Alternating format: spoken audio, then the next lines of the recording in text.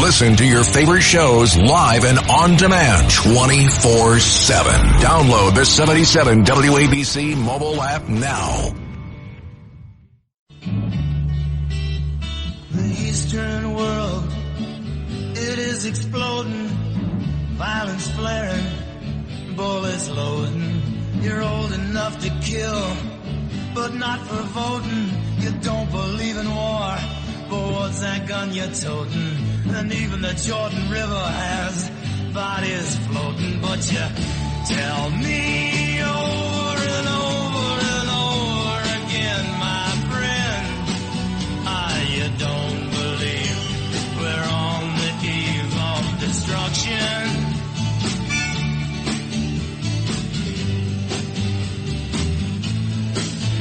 Sid Rosenberg away this morning. He's down in the 6th borough of the city of New York. Boca Raton will be so tomorrow. So it's John Catsimatidis and Curtis Sliwa. Cats and Curtis. Is the hurricane headed for Sid? Debbie. That's right. Well, Debbie, actually, he always insults these girls named Debbie. Yes, he does. Yes, he does. But Debbie's getting even. This is one of your favorite songs, John, you oftentimes call for. Barry Maguire's Eve of Destruction. The words, the Eastern world, it's exploding, violence flaring, bullets loading. We see that in the Middle East, the Persian Gulf. But the headlines today, riots in England. There's riots in Nigeria, Kenya, Bangladesh, Venezuela, because the people are upset that Maduro has stolen the election. And there's chaos. I'm shocked. And maybe the worst, John, is that Nancy Pelosi has publicly said she thinks that Joe Biden's face should be carved into Mount Rushmore. When we know that it was Nancy Pelosi behind the scenes who was using her cell phone to get him the hell out of the presidential race. She actually said she felt that Joe Biden, one of the greatest presidents of all time. I think if we had a hall of shame in terms of weak, non-productive presidents, Bill O'Reilly says James Buchanan is the worst. I would concur, right before Lincoln. Then you had Herbert Hoover. You had the Depression. Jimmy Carter. Oh, that was miserable. And now you have Joe Biden. So maybe we can set up not a Mount Rushmore, but maybe a presidential hall of shame at some other mountain somewhere in the country. But that, to me, for Nancy Pelosi to say, oh, Joe Biden, he should go up there on Mount Rushmore. Total revisionism, as we've seen. Kamala Harris, who was rated maybe the worst vice president ever, has now been reformed, has been resurrected. She is now an untouchable one. She can do no wrong. They have done a scrub job on Vice President Harris, and they are trying to sprint to the White House, in which we're a little more than 90 days away, John, a little more than 90 days. And now we wait as the clock ticks for her to pick her vice presidential. 93 days. Right, her 92. Vice presidential running mate. Click, click, click. Probably will know sometime late today. A lot of controversy. Oh, big. Big. The extreme left-wingers say they were ranting that if they pick a Jew to be vice president, they're going to burn down the Chicago Convention. Yep. That's basically Dearborn, Michigan. All the votes in Dearborn, Michigan that the Democrats don't want to lose. They are using their lobbying strength against Shapiro, but so is Fetterman, the U.S. Senator, not for that reason, because Fetterman is as pro-Israel as Shapiro, but they're having internal battles. And then others are saying, well, he's pro-charter schools, so now the unions are saying to Vice President Harris, you can't pick him. He's pro-charter schools. So everybody's coming out of the woodwork. Then you got Kelly, the astronaut, right, served in the United States military, right, honorable guy. You would think, great choice from Arizona. The unions have come out and said you can't pick Kelly, the senator, because he's not pro-union. So the UAW has thrown down the gauntlet and said you can't pick Kelly. Then others have said, Kelly was pushing vitamins in America back in 2015 with a red Chinese flag in his hand. He was on a Harley Davidson. He was doing like a Ponzi scheme, like an Amway kind of presentation. And this will disqualify him from consideration. So they want a governor that nobody knows from Minnesota, hopelessly liberal, hopelessly progressive, Tim Walz, to be her running mate, or Buttigieg.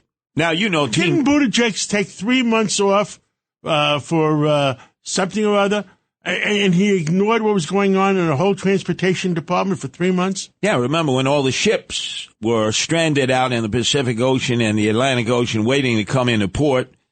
The port of Los Angeles, the port of Seattle, the port of Oakland, and then here on the East Coast waiting to come into the port of Baltimore, Philadelphia, New York, New Jersey, Boston. They were stranded. Remember, we had that supply problem. You were hurting in the supermarket business, and it was DeSantis who was telling everybody. There were 300 ships offshore of California that they couldn't come in because of one reason or another. I mean, this administration was the worst ever. Nobody knew what the heck was going on, Curtis.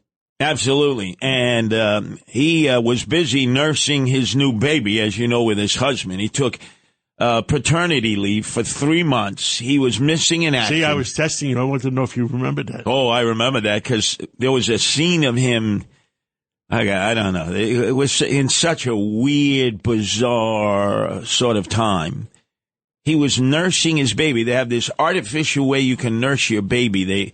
They put on this mammary gland on a guy in which there is milk, an artificial mammary gland, and the baby feeds off the artificial mammary gland. And the baby's going to remember that? Man, John, I'm like, it's freaky deaky. It's a free, and we have a lot of that to discuss this morning. The male fighters getting in the ring against the female fighters in the Olympics. I've never seen a pivot and shift like this on them. My Pope has finally surfaced. Remember, you had the situation involving the drag queens at the opening bell of the Olympic Games in Paris, recreating the Last Supper. That was on July 26th. Pope Francis finally decided to comment on it Saturday after your patriarch, after every religious leader in the world, including Jews and Muslims.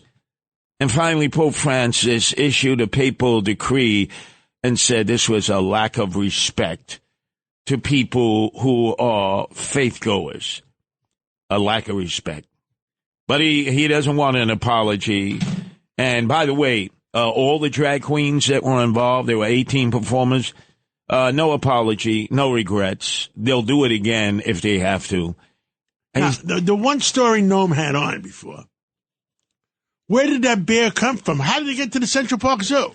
Last night, my wife, as you know, Nancy, runs the Guardian Angel Animal Welfare Program, and you allow us to do the Animal Welfare Program for an hour Sunday nights from 10 to 11. She could not believe the story that has surfaced.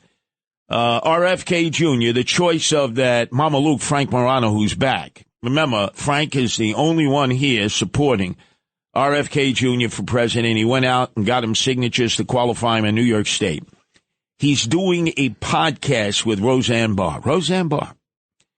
He's giggling and telling the story how he had been upstate, driving around upstate, and he sees that a bear cub has been killed, roadkill, which happens upstate, deer, bear, other animals of the wild. He loads it in the back of his van. He has a dinner to go to in Manhattan, so it's either on Park Avenue or Fifth Avenue. He comes down here. He says a lot of the people, they're eating, they're drinking. He has to catch a flight in the morning. So he comes downstairs. He says he wasn't drinking, although I question that. And he says, oh, my God, the smell of the bear cub in the back is overwhelming. I got to get rid of this bear cub. how am I going to do that? Because I got to catch a flight in the morning.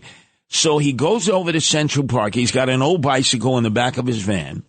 He says there have been so many bicycle-related accidents, where bicyclists have been knocked off their bike or bicyclists have crashed into pedestrians. He recreated a crash scene in the park as if a bicyclist had hit the bear cub, killing it, and had dumped the bicycle, and then drove to catch his flight. As Noam Laden had said at the time, and he's right, it was front pages of the Daily News, the New York Post. Papers had it around the world. It was viral. He said nothing. And now we learn about it in a podcast that he did with Roseanne Barr, and he's laughing about it, and Roseanne Barr is laughing about it, and I'm like, what is Sikola? What is Sikola? Let me tell you something. I mean, I know him, and if I was voting in the Democratic primary, I would vote for him before I would vote for Joe Biden. I would vote for him before I would vote for Kamala Harris. I mean, that's the way I feel. Yeah, but John, he's a bit of a screwball. Let me tell you what else about him. He had an EMU. Do you know what an EMU is? I think most of our listeners don't. I don't. EMU. When I was in Australia, I saw emus out there with the... What's an emu? I'll explain them. You got the kangaroos out there. You got the koala bears. Everybody loves koala bears. Qantas Airline. The mascot of Qantas, the Australian airline, is the koala bear, right? When you actually see koala bears, they're stoned on eucalyptus leaves, and they're constantly excreting. And yet everybody loves koala bears. Wombats, they're a protected species, and emus. Emus is like the third largest bird in the world, except they don't fly. They don't fly. So he had a pet emu. And as you know, he recently got remarried to that actress out in Hollywood, who's been one of his staunchest supporters as he runs for president. And the emu would keep attacking her. So the wife says to him, it's either me or the emu. You got to get rid of the emu. And he had to hesitate. He go, I really don't know. Finally, he decides the wife is more important than the emu. He sends the emu to a bird sanctuary, and instead he has ravens now. So when he sits in his backyard thinking about his presidential run, he's surrounded by ravens. There's a few screws loose in this guy. Well, listen to me. I would still vote for him in a Democratic primary versus Joe Biden or Kamala Harris. About the only thing he has ever proven to be is a good swimmer, like all Kennedys. They know how to swim. Oh, and by the way, remember the Lion of the Senate, Ted Kennedy? Remember he's out there at Martha's Vineyard. He was pro-windmills. He wanted this green energy. Not in his backyard. Not in Martha's Vineyard, not in Cape Cod. Well, they put those windmills up anyway. They're falling apart. They're falling into the ocean. They're washing ashore. Everybody on Martha's Vineyard. Listen, Massachusetts only spent a few $1 billion. But people are freaking out, like, what are we going to do? The windmills are toxic. It's going to affect our quality of life. And I'm saying to myself, you wanted this? You got it. Look at the results. And now New York State wants to put some up. New York State and New Jersey, Long Branch, well, let me tell you something. 140. It is a waste of money. It kills the environment. It kills the environment under the water. And it kills the environment over the water. You know how many birds they're killing? In fact, Donald Trump mentioned that. Never considered, a real lover of animals, but he brought it up and he was absolutely right. These windmills are the size of the Chrysler Building in Manhattan. The size of the Chrysler Building. And they got to drill down in the ocean floor, and all those drillings are killing all the whales. That, and they got to use explosives in order to go down deep enough so they can anchor these huge towers with the turbines. And then as you see, the windmill that goes round and round. And when there's no wind, guess what? There's no generated electricity. So Murphy is now going to put up 140, 16 miles outside of Long Branch on the Jersey Shore. That's near Red Bank. They're already putting them up outside of Atlantic City, 14 miles out in Brigantine. And then on the South Shore, Hochul is signing contracts to put them out near. That is the absolute dumbest thing any governor can do. Dumb? Well, they're compounding that. And these are European companies. The money doesn't even stay in the United States. All the companies are either Swedish, they're Norwegian. How much, anybody look up how much contributions they made to their campaign funds? Well, it's foreign money. I've never seen so much foreign money enter into the political system. We saw U.S. Senator Bobby Menendez get found guilty 16 charges of acting as a foreign agent for Egypt and Qatar. And they basically were giving him the gold bars and the cash to act on their behalf, acting on behalf of foreign countries. When all is said and done in this presidential campaign, it'll be interesting to see how much dark money is involved in the campaign. They're setting record levels in terms of fundraising. But there doesn't seem to be any focus. And the Red Chinese are pouring massive amounts of money through their subsidiaries into everybody's campaign. You see, they're non-denominational. They don't care if they give money to Republicans, John. They don't care if they give money to Democrats. They're giving money to colleges, universities. They're basically just trying to buy influence in America, and they're very, very successful to date. And remember, they still unanswered 30,000 Red Chinese men of military age came across the border from Tijuana into California, because that's the easiest way to come in business suits with valises, basically saying to America, we are IT prepared. We can work computers. We can work white-collar jobs. We're ready to go to work. Have you ever heard of illegal aliens crossing the border in suits and ties like businessmen, with businessmen's valises, IT competence, saying we're ready to go to work? You know they were sent here specifically to infiltrate into our American system and get white-collar jobs.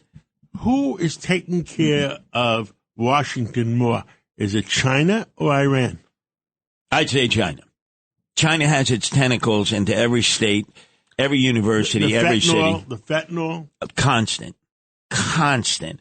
And now they have another drug they're just discovering out in the streets, 100 times more powerful than fentanyl itself. And I can tell you, John, when I recovered from my many injuries, being shot, chronic Crohn's disease, at times they gave me fentanyl instead of morphine. Fentanyl, amazing painkiller. But you take it based on the prescription. The problem is people will self-prescribe, or they'll go out into the streets and they tell their drug dealers, I don't want heroin. I don't want methadone. I want the good stuff. I want fentanyl. You really do? Yep. How can these people just kill themselves like that? How dumb can people be? You know, that's the one podcast I wish Robert F. Kennedy Jr. would do. You know, he was a stone cold junkie for a while when he was preparing for his law boards and working for Morgenthau. They found him. Now, you telling me that you would vote for Joe Biden before you vote for Robert Kennedy? No, I'd vote for neither. Right, I'd vote for neither. If you had to vote. But if I wanted to listen to a podcast, this guy was found in dope houses shooting up. He acknowledges that. He had to go to rehab. He did a good thing. He cleaned up. I'd love him to be able to describe what that was like and what his remedy would be. That would make more sense. That's what he's an expert on. Instead of putting bear cubs into Central Park and making it seem like a bicyclist had ended the life of the bear cub, and then having a podcast with Roseanne Barr and laughing about it. Man, I can't figure that one out. So, John, I would suggest we get right into it. The biggest story over the weekend, bar none. The villains became the victims. I'm just going to say that. The villains became the victims. Last Thursday, this Algerian boxer was vilified across the world. Vilified. By Friday, they were apologizing to the male boxer who is fighting against women. And I'm going to explain it because I can't figure that one out. You know more than I do on that one. John, you know what I believe as a talk radio show host, you got to do 2 hours of preparation for every 1 hour you're on the air. And I not only figured it out, it's happened before in the Olympic Games, and I forgot all about it. It was a South African athlete who won 2 gold medals as a woman in the 800 meters. and declared herself to be exactly what these two boxers in the ring are declaring themselves to be. Not transgenders. Intersex. What the hell is intersex? You are going to... Did he have his member or did he not have a member? Well, you're going to learn a lot. Because the Algerian father explained it and chastised us in America. And you know something? He's right. And I'll tell you why, because we are sanctimonious hypocrites, because here in America, we have people who can't even describe what a woman is. He actually said in an interview, he goes, don't lecture me and my daughter when you in America can't even describe what a woman is. And you know something, John? We've seen examples of that right in the House of Representatives and in the Senate, especially Ketanji Brown Jackson, when she went for her senatorial review before she became the United States Justice appointed by Joe Biden. Oh, there's so much we're going to get into. Sid Rosenberg away in Boca Raton. With the hurricane headed for him. Debbie. Now watch. He'll say, flights have been canceled. We can't get back. John, you and I may be stuck here all week. The whole week? Katz and Curtis, right here on WABC, ready to take you the rest of the way. Frank Morano was back from vacation. Our lineup is being stabilized. How much did he lose in Atlantic City?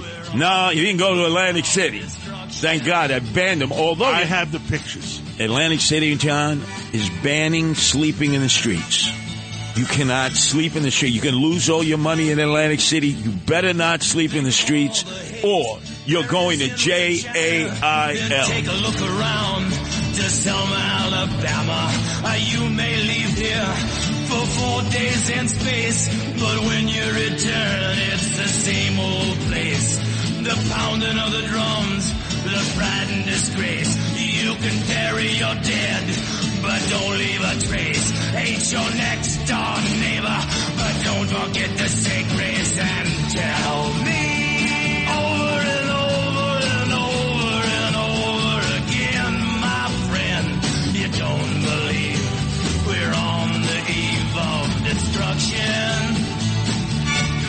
No, you don't believe we're on the eve of destruction.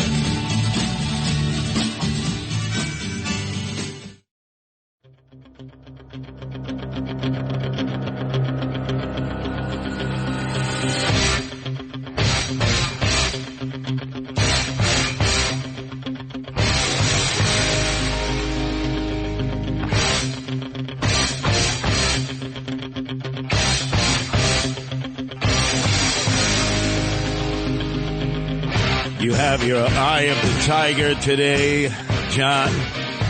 You know, later on, we've got to talk about what you brought to our attention last night. Made Nancy almost cry when we were doing the animal welfare hour.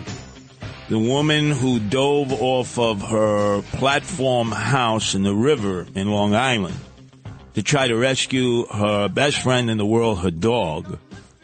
She ended up dying. The dog lived. The dog lived. That's the good news. But then another story in Pennsylvania, a dog and the person it was living with is walking along a trail. The guy loses his balance. He falls into a gully, breaks his hip. Screaming, nobody around, the wilderness. The dog runs all the way to the nearest house, keeps barking till the people come out. Gee, what's wrong? And then he's like, almost like saying, follow me, follow me. They follow the dog. They see the guy is screaming down in the gully, you know, broken hip. They get the EMT there. They have to do a rescue. And the dog stayed with his friend for life in the hospital right at his side. This is how loyal. There was a study. You know what did Bill Clinton say at one time? You want a friend? Get a dog. Exactly. And this study says that 97% of dog owners view their dogs as family members, not as pets, not as security, or 97% view them not only as members of their family and friends, but in fact they have more pictures. If you go on their cell phones, they have more pictures of their dog than they have of their children, grandchildren, and relatives. When we lost our dog, Nicky, my son's dog, Nicky, and we had him into hospital hospital, the animal hospital on, where is that, on York Avenue? Yeah, by the FDR Drive. Yeah, by the FDR Drive. They do great work there. After they spent $25,000, because Yes. money was no object. Yes. They said, well, we got to put him to sleep. And we sat on the floor for an hour and played with him. And he looked normal. Yes. And the doctor says he's never going to be normal. Yes. You have to put him to sleep. Mm. We cried for an hour. Yeah. No, so many. Look, you knew her. And my wife. Yes. When we lost my daughter's cat, Cotton Ball. Yes. And we ran to the animal hospital. My wife was giving him mouth-to-mouth resuscitation to the cat. Yes. Margot. Yes. Mouth-to-mouth resuscitation. And the cat didn't make it either. Well, when I was running in the mayoral campaign, the only person who would listen to me when I'd finally get home after a long day was our calico cat, Hope. All the other cats just went into a closet. Nancy said, I don't want to hear it. I got to get some sleep. And I'd be talking up a storm, and the only cat that would listen, be on my shoulder, Hope, calico cat. And then one day in front of us, the cat, Hope, had a stroke. Just like a human being, a stroke. And Nancy did everything to try to sort of get the cat back. But mouth-to-mouth resuscitation? Almost. Not quite what Marco did. But she tried everything, and you could see the cat was suffering. So she said, and she's had tears in her eyes, we have to bring her to the vet. And we went to the vet, and they gave us the bad news that it would be important to euthanize Hope because she was suffering. And we were in the room with Hope when she passed away to animal pet heaven. And do you know, I never cried when my mother passed away. You know how I was to my mother, Francesca. I never cried when my father, Chester, passed away. You know how close I was to Chester. I cried for 3 days when we lost Hope. 3 days, I was blubbering like a little baby. People would see me in the streets and say, what, you got allergies? What's wrong, Curtis? Or you got a problem? Somebody die in your family? I said, yeah. I said, my best friend in the whole world, Hope, who would listen to me when nobody else would tell me, hey, stop your nonsense. Get out of here. You know, Hope would be right there on my shoulder. Animals are loyal to you. You could have the worst day in the world, and I'm sure you've had those days, John. I've certainly had them. The animals will be at your side. They know. They just know. You know the story where what would happen if you took your wife, threw her in the trunk of the car, and locked her in there for 3 hours, versus taking your dog, threw him in the trunk of the car, locked him up for 3 hours. The dog will come out kissing you. Yes. You're so right. You're so right. And these two stories point that out. 97% of people in America view their dog as family member. You knew her. I didn't. Leona Helmsley. Yes. Tough. Mean. When she died, she bequeathed most of her fortune to her little fluffy on-ball dog. She loved that dog more than I think she loved Harry and everyone else that was part of her extended family. And then there was the conspiracy. Yes. I heard the story. I don't know if I believe it or not. The dog was going to die. So the butlers and they were taking care of the dog were panicking because they were living the lifestyle. Yes. They get a dog that looks exactly like the other dog. And that dog is going to live forever.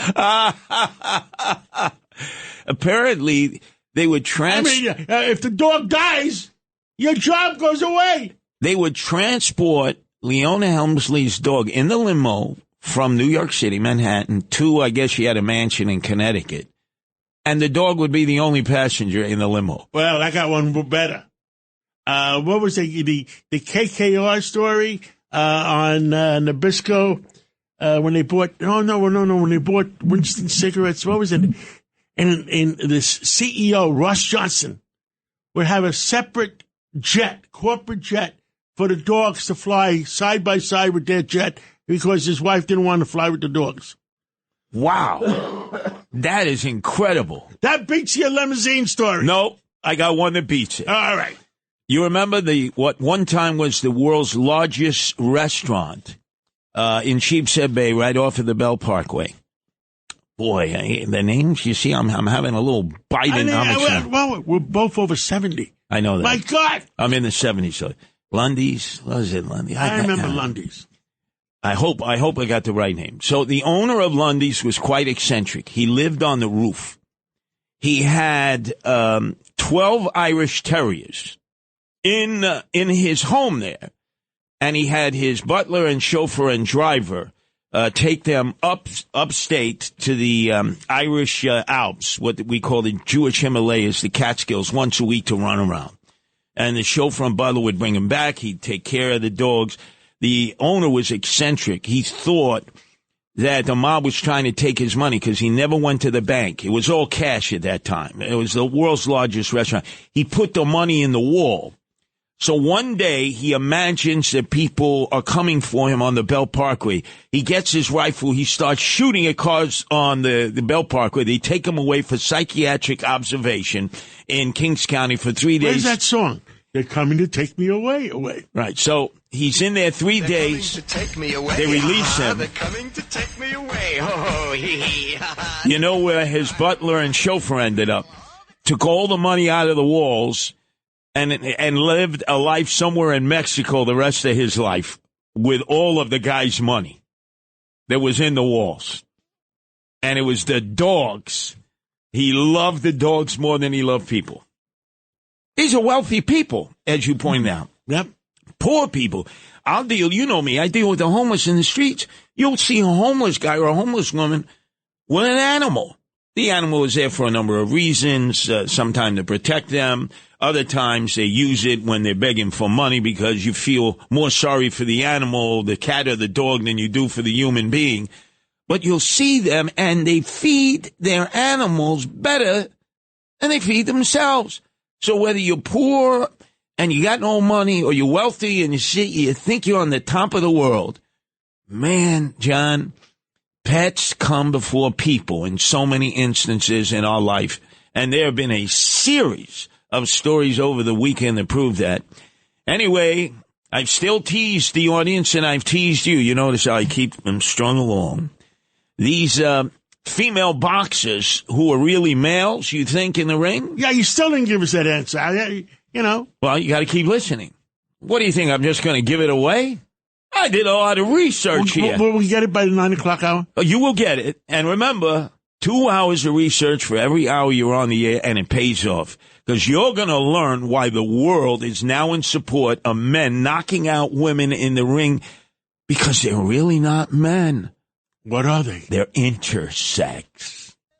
With the distance, now I'm back on my feet. Just a man and his will to survive.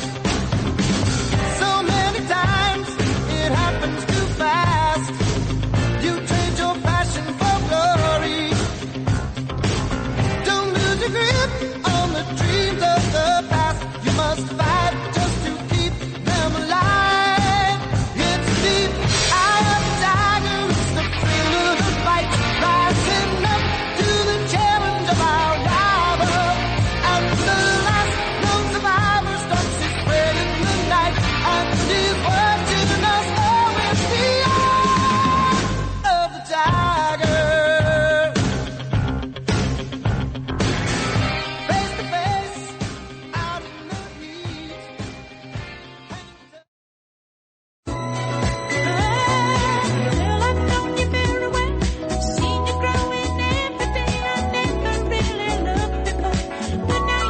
Okay, John, are you ready to take responsibility for the mishigash that has taken place in the boxing ring during the female competition to see who earns the gold, the silver, and there are 2 bronze medals that are given out during female boxing?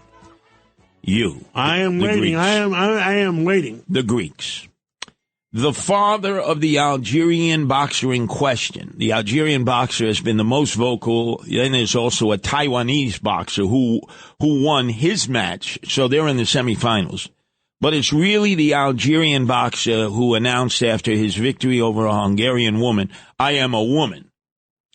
And the father who has said, don't lecture us in America, because you in America can't even define what a woman is. And he was referring to Ketanji Brown Jackson's confirmation hearing in the United States Senate to be the Biden appointee to join the Supreme Court. Can you provide a definition for the word woman? Can I provide a definition? Mm-hmm. No, I can't. You can't? Not in this context. So I'm not a biologist. And there have been others in Washington who have come before congressional hearings, Senate hearings, who could not describe biologically what a woman is. So he says, you start lecturing us, you can't even figure out what a woman is in the United States. And you know something? That's what got me to think, maybe he's onto something. And then I had to look at the Arabic publications, and you know, they're not into this stuff. You know, the Muslims. It's like, you're different. Sometimes it's like off with your head. You're gay, you're lesbian, you're transgender, you're a drag queen. That's it. Lights out for you in many of those countries. But the boxer, these two boxers fighting as females, are intersex. They are not transgenders.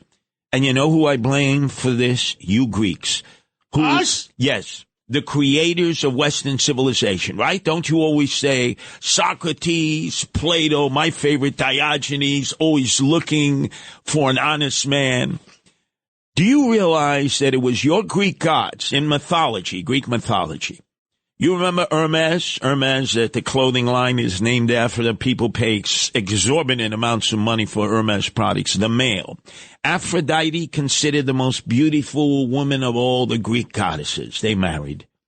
And the product of their relationships was hermaphrodite, who was described as a pretty boy. The hermaphrodite had both the male and female organ. We'll call it the urinary tract, 2 urinary tracts. You know, you do too much homework. Hermaphrodites. They don't use that term anymore. They say intersex. What happens is, and they claim, doctors who deliver babies, that 1.7% of all the babies delivered in the world, of 8 billion people, are what we used to call hermaphrodites, now called intersex. So at birth, they're born with their testes, and they say we can find the testes because it's internal, it's undescended, it's in the stomach. It's not protruding like it is when you were born or when I was born. And they have a female's vagina. So the doctors tell the parents or whoever is in charge of the child, we need to do an operation right away and remove the testes, which means that technically that is a woman, even though it will have high levels of testosterone their entire life. And if you do it... Curtis, I think we got to move on. We got to move on. Enough of this garbage. No, but it is true, John. And I believe you. I blame you, I Greeks. don't believe 1.7%. Well, you want to argue with the doctors? Argue with Dr. Mikolos. Isn't he Greek? I'm holding him responsible, too. I'm going to have him call in later and ask him. 1.7% of the babies delivered are born with both sex organs, and the doctors who deliver them always tell them to remove the testes. And is there a doctor in the house? Generally, they do. And that has led to this. Do you know there's an intersex flag with a purple circle and a yellow background? Do you know that there's an androgen insensitivity syndrome group now representing these people? That there's an intersex day internationally? Do they have a place at the United Nations? Not yet. But after this controversy, they will. So now this Algerian is in the semifinals. He beat the Hungarian female. The Taiwanese, who's been quiet, has the same syndrome, beat the Bulgarian, although the Bulgarian woman... Well, listen, I believe in the equal genders should fight equal genders. In other words, let the intersex fight each other. Why fight other people? John, we are at fault here in America. Because as the Algerian father said, he goes, I come from a society, the Muslim society, that does not have a lot of tolerance about these things. But even they accept intersex. And maybe you need to get your house in order. I'm going to play you that cut again of Katanya Brown Jackson when she was being interviewed to become the next United States Supreme Court Justice, a learned woman. Nobody doubts that. She's got a great resume, an academic resume. And yet she and others in Washington can't describe what a woman is. Can you provide a definition for the word woman? Can I provide a definition? No, I can't. You can't? Not in this context. So I'm not a biologist. I'm not a biologist. And let me tell you, there has already been a competitor who won 2 gold medals in the 800 meters years ago from South Africa. As you know, I have guardian angels in Cape Town. Because I know that. When my daughter was in South Africa and she missed her flight, you sent the guardian angels to protect her. Yeah, because it's the most beautiful city in the world. You go up one coast, you got the Atlantic Ocean. You go up the other coast, you have the Indian Ocean. It's like California times 10 when you go up Highway 1, along the California coast. But the big controversy there was they had a woman competing who was intersex, who had the XY chromosome, not XX, had more testosterone than her competitors. She was allowed to compete. She competed in the Olympics. She won 2 gold medals in the 800 meters, which has become more of a sprint as opposed to the half mile. And she won 3 world championships. And guess what? Afterwards, nobody complained. Because she said, I'm not a transgender. Everybody's calling me a transgender. I am a intersex athlete. And John, you don't want to talk about it because it all goes back to Greek mythology when Hermes married Aphrodite and they produced Hermaphrodite, the first intersex person in the world. You see how you run away from your heritage? You claim all kinds of benefits that the Greek people have given to us in civilization, and they have. Democracy being the main one. Philosophy, right? All of those great things. But you gave us intersex, and now you won't take responsibility. Will you ask the patriarch about that? Because I know you have regular conversations. And by the way, I want to credit him. He was the first to condemn that disgrazia, that Shanda, the drag queen's opening act of the Last Supper rendition with the beginning of the Paris Olympics. And it took my Pope, who's supposed to be infallible, to finally address it, Pope Francis, this past Saturday. And guess what? He basically said nothing. He didn't want to offend anybody. Because, people have the right to free speech, but you got to understand, a lot of Christians were offended. Thanks for contributing 10 days later. So I salute your patriarch, and I say to my Pope Francis, where were you during this? Where were you? Now, in the next hour, we got quite a bit to discuss. We got Nick LaLota, Congressman, calling in at 7:05, and Nicole Mayotakis calling in at 7:45. Good.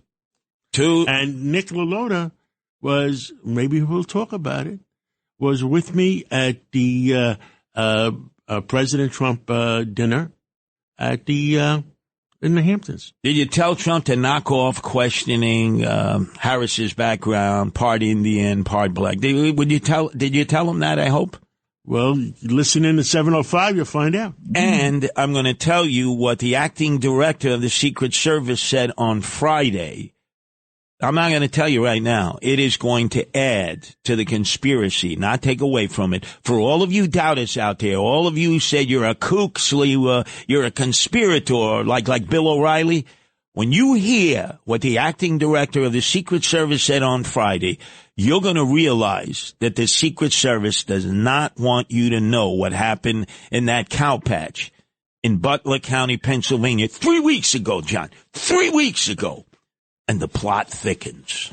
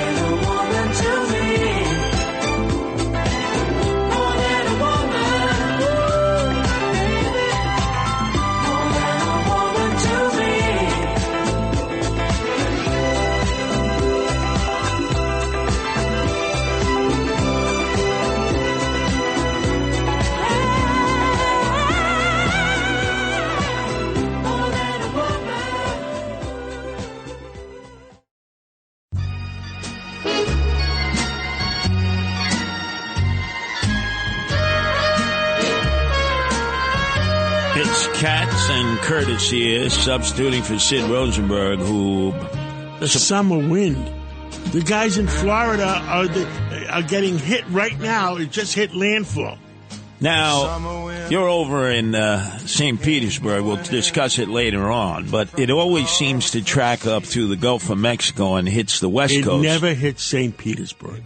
The Indian tribes that were there, there's an Indian guard underneath St. Pete, Tampa, that when the hurricanes hit, either zigs left or zigs right, heading for Sid Rosenberg at Boca Raton. Now, you don't think we'll end up being here all week long, as Sid says he's stranded in Boca Raton, the sixth borough of the city of New York. I love getting up at 5 o'clock in the morning to come here. Of course, Katz and Curtis, but right now you have on the line your dinner guest Friday night somewhere in the Hamptons, correct? Somewhere in a secret place in the Hamptons, there was a house. The house had to be worth $50 or $70 million. And Congressman Nicola Loader is with us. And he sat next to me at the dinner party for President Trump. Well, Congressman, what did you think? Hey, guys, good to be on with you this morning. Exciting night on Friday. A lot of support coming out for the president. Raised a ton of money. Good enthusiasm in the room. And the president was positive about his perspective for the country. If we get him back in, he's going to help fix that border. He's going to help solve this inflation issue. And he's going to put some of those fires that are out internationally. The crowd then knew it. I expect Americans will know it on Election Day. And we'll put this great country back on the right track. Absolutely correct. And there was good spirits. And the whole thing with the border. We had a big discussion on Friday. Saturday morning we had a big breakfast. And we had about 50, 60, 70 people at breakfast separately from we had the president on Friday night. We had the big breakfast, the Southampton breakfast on Saturday night. And I said, you got to decide. Do you want this was Suffolk County in Southampton. Do you want more migrants in Southampton than you have before, or do you want less? Well, what say you? I think this thing is teed up. This presidential election is teed up for voters to make an easy decision. Did they enjoy the prosperity under the Trump administration for 4 years, or do they somehow think it's been better under Biden and Harris? And very rarely, if not ever, have voters been able to compare the two candidates, their 4 years against each other. And I would offer that both in that breakfast and then beyond in the rest of the country, most voters appreciate how their wallets were a little bit thicker. They certainly were safer, both here and internationally, during the 4 years of the Trump administration. No new wars, economic prosperity, economic employment, than the last 4 years under Biden-Harris, where Biden opened that border wide, repealed 64 very effective Trump-era border policies that led to 200,000 fentanyl deaths, 10 million migrants coming across the border, migrant crises in cities like New York. I think that voters are going to get it, and they're going to vote to have that prosperity they had under the Trump administration. Well, the one thing that President Trump said, that the safest city in South America was Caracas, Venezuela, because they opened up all the prisons and sent the criminals to us. And they opened up all the hospitals and sent all the sick to us. And I mean, it just, enough is enough. And when cities like New York have their sanctuary policies, rolling out the red carpet, offering free hotels and free health care, and not implementing federal immigration law upon those who are in this country illegally, with the combination of both those open border policies from Biden-Harris and then the crazy blue state policies, the sanctuary city policies that act as like a magnet, we're going to get the problems that we have in cities like New York and places like Long Island. And we got to put a stop to those terrible policies and get people into office who get it, who understand the root causes of it. I would offer that Biden and Harris don't get it. They've caused it. We need some new people to help fix those problems, John. Now, Congressman Nicola Loader, you sat there next to John, a very select group of folks listening to President Donald Trump make his pitch to raise more money and what the White House will look like under a new Trump administration. Did any of you raise your hand and said, hey, Donald, knock off this stuff about whether Vice President Harris is East Indian or black, because nobody cares. Nobody cares, and it's distracting from the message that you just gave that would elect Donald Trump the next president of the United States. Yeah, so it was actually a fun forum in that while it was somewhat formal at things, there was a long table where the president was at with a lot of his guests like John, and there were some circular tables forward of that long rectangular table. The president did take a number of questions from the audience, and my colleague Mike Lawler from north of the city asked a question about policy, kind of like how I offered that. While Trump was in office, he cut taxes, he cut regulations, he secured the border, did things that made him very popular from a policy perspective, and asked the president respectfully, will you focus on what you've accomplished when you were in office and what you'll do when you get back in office from a policy perspective? And I think the president's heard that a little bit from his circle recently, and I think he understands it's not about color, it's about culture. And Kamala Harris comes from a Northern California, San Francisco elitist culture where they are not good at criminal justice. They're not good at law enforcement. They're certainly not good at energy policies and other things that will help get our country back on the right track. I think that the Trump campaign will offer those policy issues that are important. Well, it's important to you, Nick, and all of those who were elected as part of the wave that saved the House for the Republicans against Hakeem Jeffries becoming the Speaker when Lee Zeldin ran for governor. Because if you run on the issues, you win. If we continue to wage these wars against Harris about whether she's East Indian or black, we lose.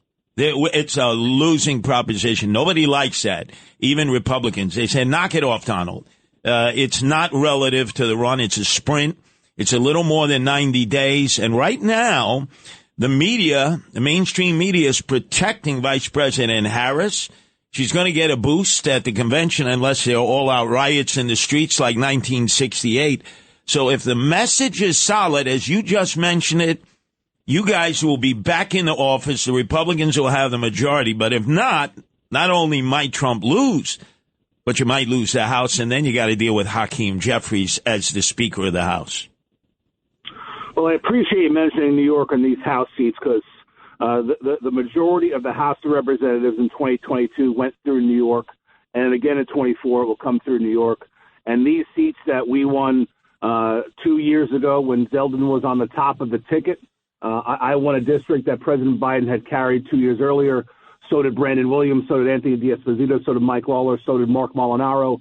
And they're coming after us pretty hard against these seats. They're spending a lot of money to try to knock us out, but we know that we have the right message, especially on the economy and the border. We have the right manpower. We got tons of volunteers. I'm from Suffolk County. We have a very strong county Republican committee, and we have the right mechanics in these campaigns. We're a little down on the money, but we're fighting because we got to put this country back on the right track.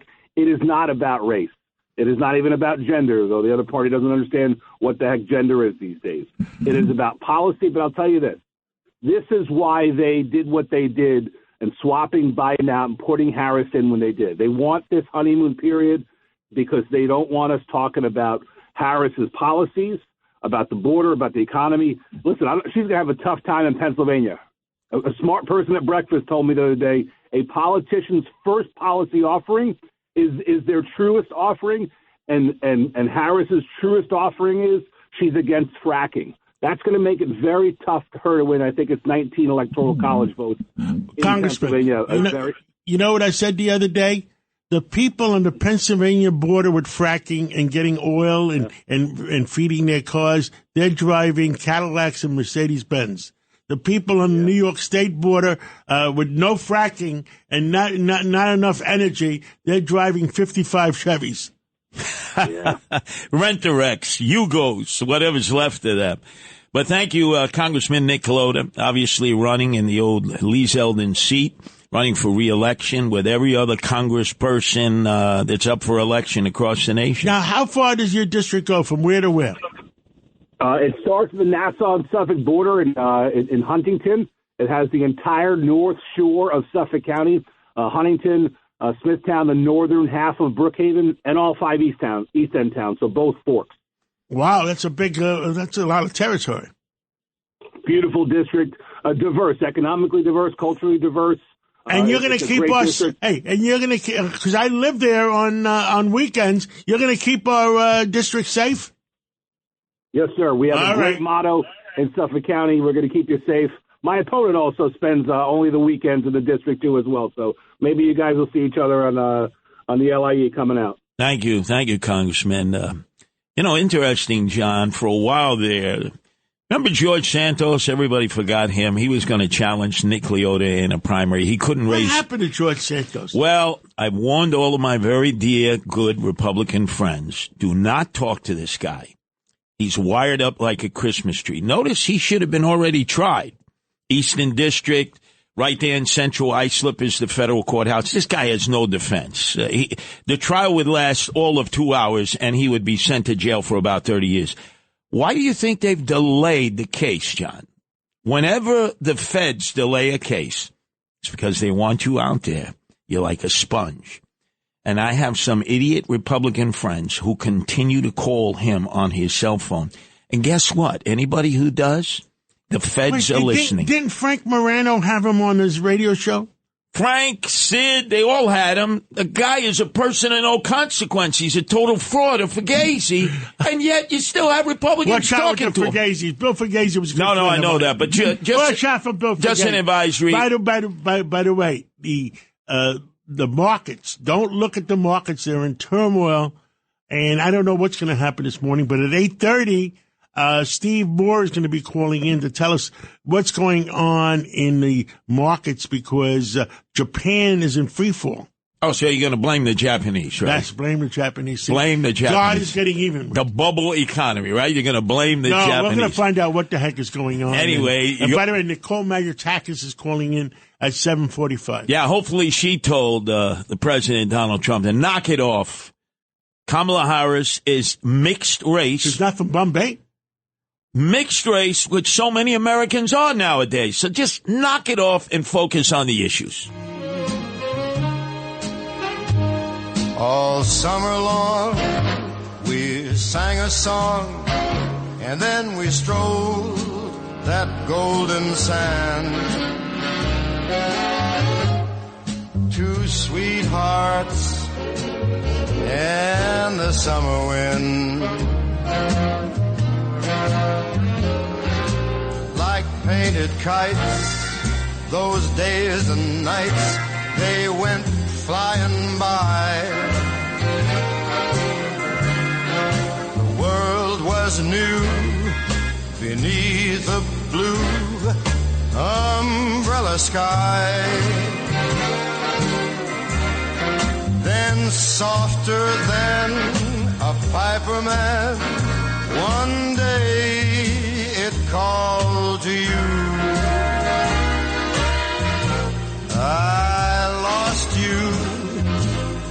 I lost you to the summer wind. The autumn wind.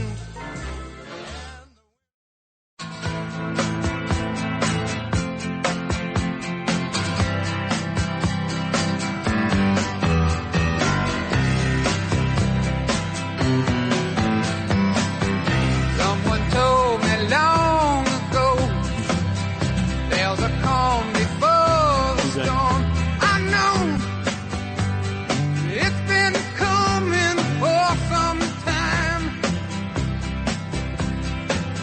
So, John, with all the news that's happening, with Israel on the cusp of being attacked by Iran and their surrogates, and maybe even Erdogan in Turkey. There's a lot of things going on. If that's the direction we go, we can bring in the best to tell us what the heck is really going on. And there's stuff going on that people wouldn't believe. well, the assassination attempt is still, people are scratching their heads. They don't know what to believe anymore. I know Roger Stone had some guy on last night, but I'm not sure if it was credible or not credible. And, we have to, look, we have the obligation to report the news and report it. But if we're not sure, we'll report it, but we should tell people we're not sure. Oh, absolutely. But on Friday, it didn't receive a lot of attention because obviously there's a huge amount of news. Who Harris may choose as the vice president, running mate. We'll probably learn that later on today. They begin their tour of the battleground states tomorrow, starting in Philadelphia. The rumor is because they're starting in Philadelphia that it's going to be Josh Shapiro. But the extreme left wing and the Palestinians are going to war. No way you should pick a Jew for vice president. And then they say the other thing is that the real boss is President Obama, and Kamala is going to listen to President Obama, and President Obama wants the astronaut from Arizona. Kelly. And the unions don't want Kelly because they say he's not pro-union. So that's a mess they have. But the interim director of the Secret Service on Friday had a brief press conference, which is important. What he said. He said, when all is said and done, we may never learn totally what happened on that cow patch 3 weeks ago in Butler County, Pennsylvania. And I'm saying, as I will say to Nicole Malliotakis, who's waiting in the bullpen, our congresswoman from New York City, our only Republican congresswoman. And she's one tough gal. Definitely. The director of the operation that day, not the interim director of the Secret Service, he wasn't there. Don't want to hear from the deputy director of the FBI. He wasn't there. Somebody was in charge that day. You can't say that nobody was in charge. Somebody was in charge. That person, he or she, should be summoned to the Hill with a subpoena and should testify to exactly what happened, what worked, what didn't work, and then let the chips fall where they may. But the fact is, we don't even know who that person is at this point. That guy Crooks? Crooks, you mean He was definitely a crook. Yeah, the shooter. The encrypted messages that he had to, as you pointed out, 3 countries. New Zealand, Germany, and the capital of all spies, Brussels. Brussels and Belgium. Now, what happened yesterday, Curtis, so you know. Now, Roger Stone had this somebody on his show that was supposedly in law enforcement, but when I spoke to George Venezuelos, said he was also possibly caught up in January 6th. So we don't know the credibility of this person. But I'm going to tell the story anyway, what he said. He says, Crooks with a gun. Sniper boy let off 8 bullets. He had a magazine of 20 in his gun. A state trooper let out 1 bullet, which diverted the Crooks, the sniper boy, and he didn't have it distracted him, so he didn't let off the whole magazine of 20 bullets that would have killed a few people. Then, so the first 8 bullets was Crooks. The 9th bullet was the state trooper or the law enforcement person, and then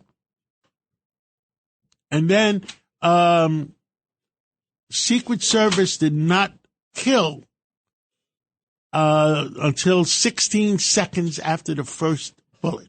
And you said to me that you think he had to ask permission?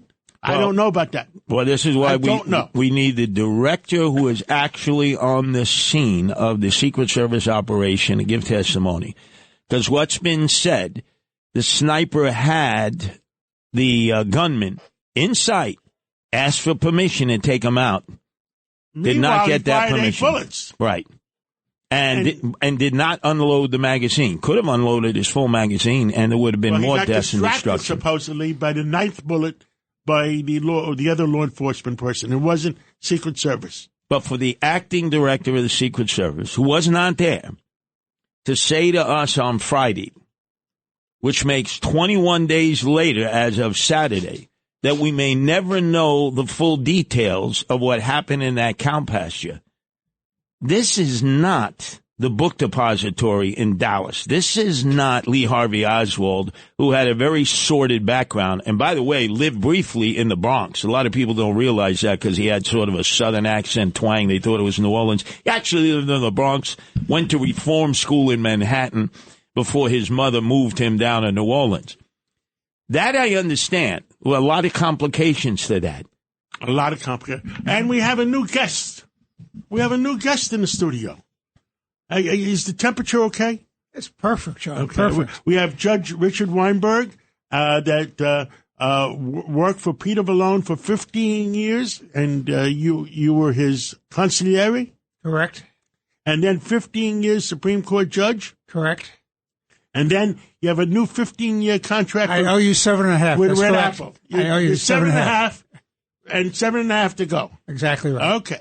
Wow. So you have a lifetime contract here at Red right. Apple also. Well, That's he's right. got options under 15. That's right.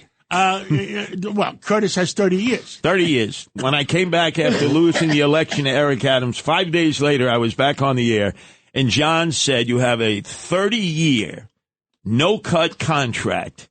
I said, 30 years? I'm lucky if I'll be living like, 30 months at the rate I'm going. He said, no, it's 30 years. No, he's right. He's going to hold you to it, and we'll sue you if you don't abide by it. And now I've joined the 70-plus crowd. I've joined you, Judge. I've joined John. I have not yet made it. They can never get us for age discrimination. That's true, because you had Alphonse D'Amato, who returned from the Olympics, that you interviewed on your Sunday show, John. 86.5. And he said, don't wait. Two young children. Right. Don't waste your money unless you're actually at the final Olympic events. He goes, but he loved Paris.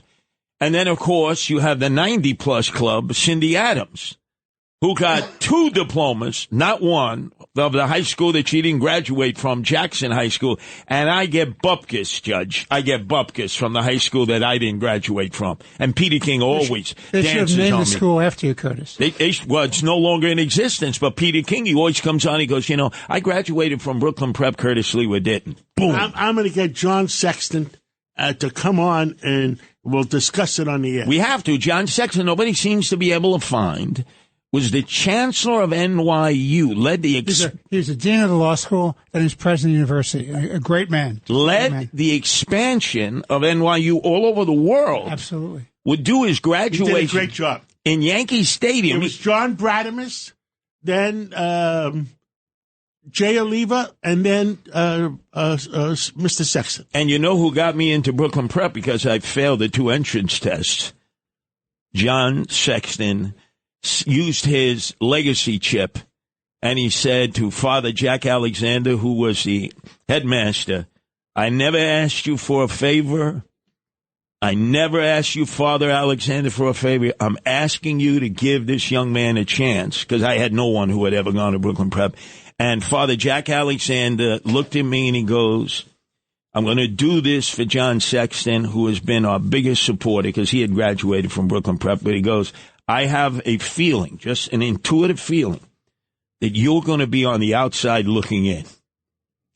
3.5 years later, it was exactly that. He showed me the door. Although it was the best lesson I ever learned, there are consequences for your actions. I never look back, and I always thank Jack Alexander for giving me the boot. And I'm still 8 credits short of getting a college diploma. Could you imagine, Curtis, if John had graduated college, how successful he might have been? Well, wait a second. Hold on a second. Zuckerberg never graduated Harvard. Gates never graduated. The guy who started Apple never graduated. Well, I'm the poorer version. Yeah, the poorer version. That's right. You didn't have 2 nickels to rub together growing up in Harlem. Absolutely not. Not even 2 nickels. You know, when I was in college, I was only getting 90 cents an hour working for Tony. There's a cover story. It was either Fortune magazine or Forbes magazine when I was in college, and said, going to college prepared you to work for somebody else. And some of the most successful executives you had were people who did not graduate college. And when I met Judge Weinberg at one of your many events, and I sat down, I said, my father was a merchant seaman for 54 years. Judge Weinberg was a merchant seaman, too. Exactly. Would you ever have thought that? Sailing the ships of the 7 seas. I was in the engine room. My job was to go behind the boilers and pull the chains to get the suit out before the boilers exploded. I had to clean the toilets. I had to mop the floor. And I was the maintenance man. Now, you've never seen anything more pathetic, Curtis, than me being a maintenance man. My father said the most important member of the ship were the wipers in the boiler room to wipe the excess oil, because if you didn't wipe the oil, it could lead to an engine fire. Not only might people die, but the ship might go down to Davy Jones's locker. Exactly right. And also, is it called pulling the chains? And back when you get in the back of the boilers, you have to pull these chains and these cranks, because if you don't get the suit out, then the boilers can explode. Now, we know where John went. He went to Brooklyn Tech, which is the biggest high school in America, biggest public high school to this day. Others have gone there. You know where I went? Peter King and he always points it out. He graduated. I didn't. What high school did you go to, Judge? I went to New Utrecht for a year. Then I was appointed as a page in the United States House of Representatives. So I wound up going down to Washington, being a page in the House for 2 years, and graduating from the United States Capitol Page School in the Library of Congress. So people say, how did you get interested in politics and government? I said, well, that was a start. New Utrecht. Back then, when you went, it had the worst football field in the city. It had rocks, it had glass, it had stones. But it had gangs. Yes, it did. It had gangs. Yes, it did. Some of the wise guys who I had run-ins with went to New Utrecht, right there in Bensonhurst, right off the D train. Oh, my God, a Brooklyn boy. You see this, John? You're outnumbered. 2 Brooklyn boys here against you from Manhattan. Brooklyn Tech. That's good enough. By the way, did you ever go to Steeplechase? Of course. Okay. My cousin was the public relations director for Steeplechase. So we get all the kids on my block in Brooklyn. We take the train to Stillwell Avenue stop in Brooklyn. Coney Island. He'd meet us at the back.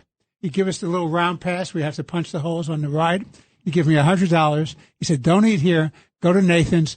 Tell them you're my nephew. I said, but I'm your cousin. He says, tell me you're my nephew. Bring your guys in there. They'll feed you everything you want for $100. Just say you're my nephew. Oh, you missed out, John, because you love Nathan's hot dogs. I love those Nathan's hot dogs. Oh, my God. Nobody can go to Coney Island without having Nathan's hot dogs. You see, I would have assessed without knowing you, Judge, before. Oh, he went to Horace Mann or Fieldston up in Riverdale. Wait a second. Check and see if he has white socks and white shoes. And I'm telling you, the judge, New Utrecht High School, Merchant Mariner, then consigliere to Peter Vallone Sr., and State Supreme Court judge, and now consigliere to John Catsimatidis. Up next, Nicole Malliotakis. Oh, boy, do we have a lot of questions for our only Republican congresswoman to represent New York City right here exclusively on WABC. Yesterday and days before, sun is cold and rain is hot. I know, been that way for all my time. You're forever on the go, through the circle fast and slow. I know, it can't stop, I wonder.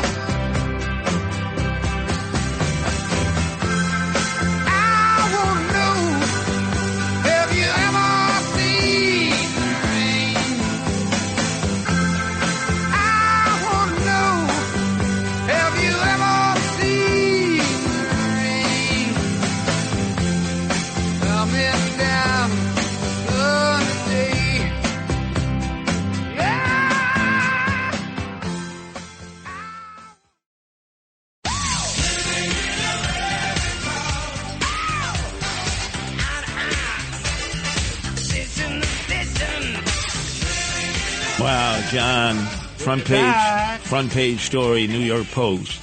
Even though the buses are not coming up from Texas anymore, not coming up, the illegals from Venezuela, you know how they're getting in? They're coming into California, the border with Tijuana, and they all want to come to New York City.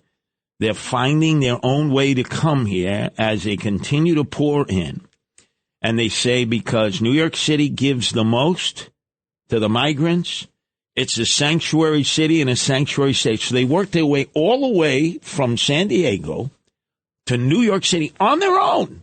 They're not being bused because Apparently, Texas has secured its border, with the razor wire using the National Guard. And Governor Abbott said, I can barely get like 15 people to put on a bus. I'm not sending them to New York City any longer, although a judge ruled in favor of the bus companies, the 17 bus companies, that they could continue to come to New York City. You can't block them. He goes, I'm not sending anybody more to New York City. They're coming on their own, John. Mayor Koch. Now, I told you what we said before. They're coming on their own. What's the safest city in South America now?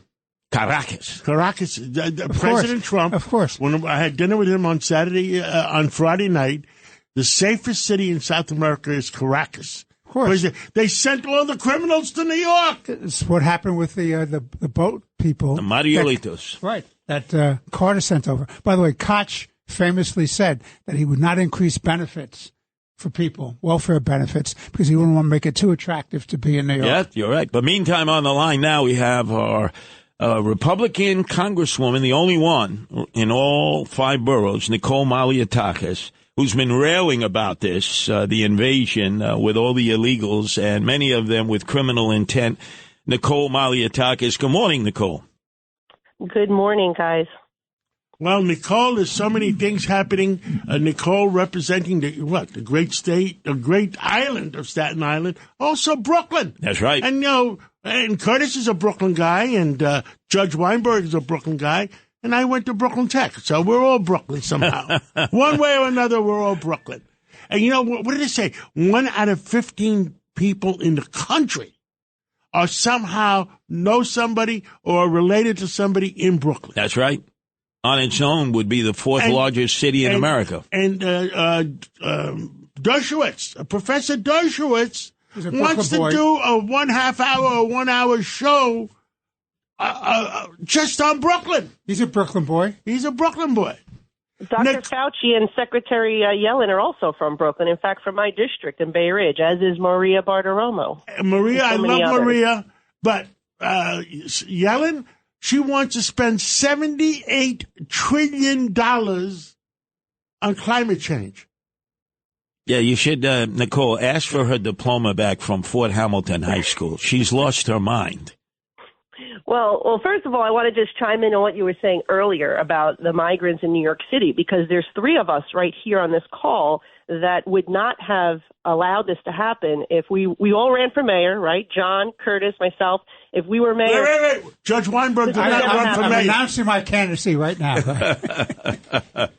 Well, you should, because we need a common sense mayor who will actually stop this madness, end the sanctuary city policy, and stop incentivizing people to come illegally. So, Judge, if you're in, you got my endorsement. But what I'll say is, you're right on the federal policy. This administration has been a disaster. They want to spend all sorts of money on things that we don't need and we can't afford, while we have seniors living paycheck to paycheck. We have Americans struggling to put food on the table, put a roof over their head.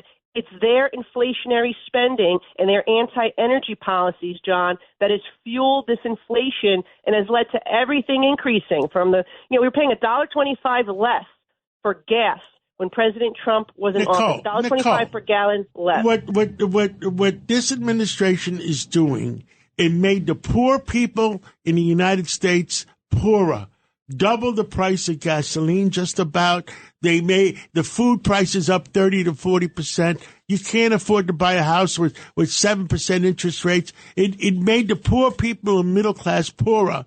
And 1 million people have left. No, not 1 million. I think about 400,000 or 500,000 left New York City, New York State. And you know what? That are making over $1 million a year, over 500,000 a year. And you know what we got back? We got 400,000 that we're paying them to live here.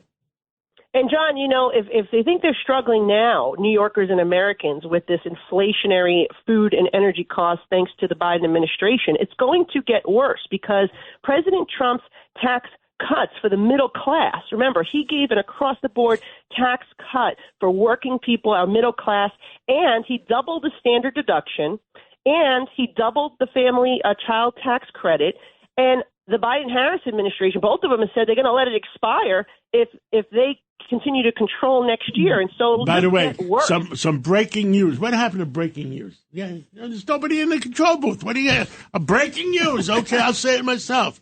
That Iran has just made an announcement that does not want a regional escalation of war, but they must punish Israel. That was their statement.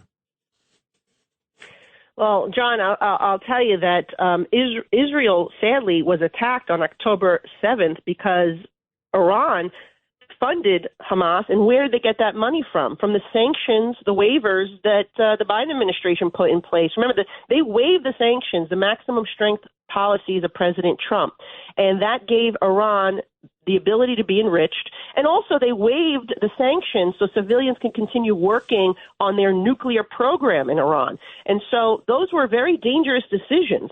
And that coupled with the botched withdrawal from Afghanistan, in which we had 13 soldiers die. And I think it's important for New Yorkers to know why. There were two occasions to stop that ISIS-K fighter, and this administration failed. The first, they closed Bagram Air Base, allowing thousands of terrorists to be released, including that ISIS-K fighter. And then second, the sniper saw the ISIS-K fighter at the gate, wanted to take him out, and they refused to give him the okay to do so.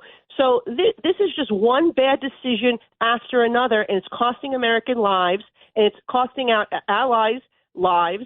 And that's why we need to return to common sense foreign policy and the maximum strength policies of President Trump. Now, Congressman Nicole Malliotakis, you have conversations with President Donald Trump from time to time. So does John Catsimatidis. We spoke with your colleague, Nick Leota, who was at that gathering for Trump on the weekend in the Hamptons.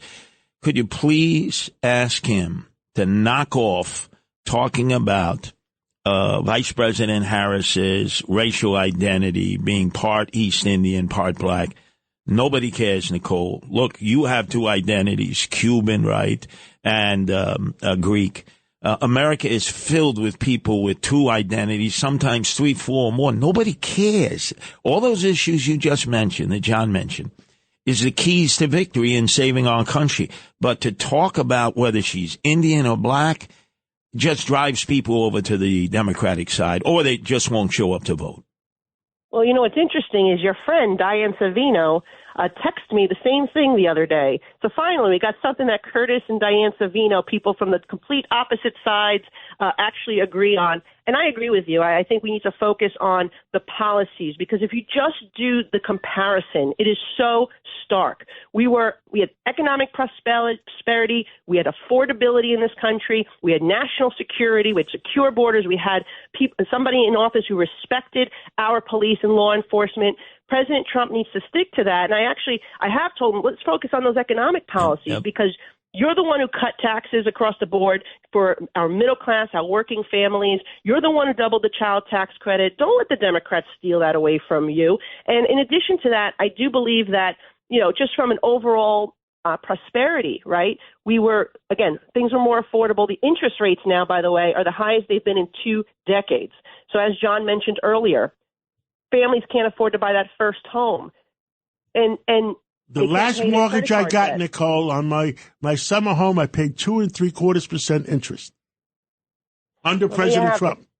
Now, Nicole, you need to do me one favor as we have moments to go. You just enlightened me. Former State Senator Diane Savino is actually in agreement with me on this. Can you find out if she will no longer call me a chooch out in Staten Island?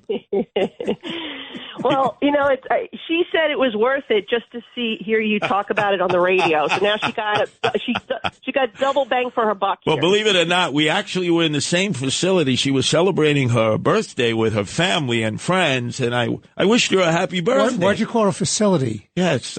How about a restaurant? Yeah, well, it was a restaurant bar. A facility. Sounds like a correctional institution. Prison. Well, I've been in a few of those. But anyway, thank you, Congressman Nicole Malliotakis, our only Republican representative in the 5 boroughs to... Wait. I don't care if she's a Republican or Democrat. You know what I care about? She has common sense. Common sense. Absolutely, no doubt about that. Thank you, Nicole, for your common sense. I would argue that I'm probably the only one with common sense in the 5 boroughs, too, from the members of Congress. Thank you, Nicole. As we continue here, You forgot to mention, John, what a faux pas, Judge, that the guy who hosts this program 5 days, 5 mornings a week, Sid Rosenberg, is also a Brooklyn boy. Absolutely. You didn't mention his name. Yep. Sid Rosenberg is a Brooklyn boy. By the way, how come he's not? I don't know. I texted him. I said, give me the hurricane conditions in Boca. He's in the 6th borough of the city of New York as we speak. Boca Raton, that's on the East Coast, so it's not in the path of the tropical storm Debbie that has now become a Phase 1 hurricane. Yeah, but if Debbie finds out that Sid's in Boca, it'll Go after. Watch. It could end up, Judge, that it's going to be Katz and Curtis the rest of the week as Sid says, I'm stuck in Boca. I can't get back. I can't get back.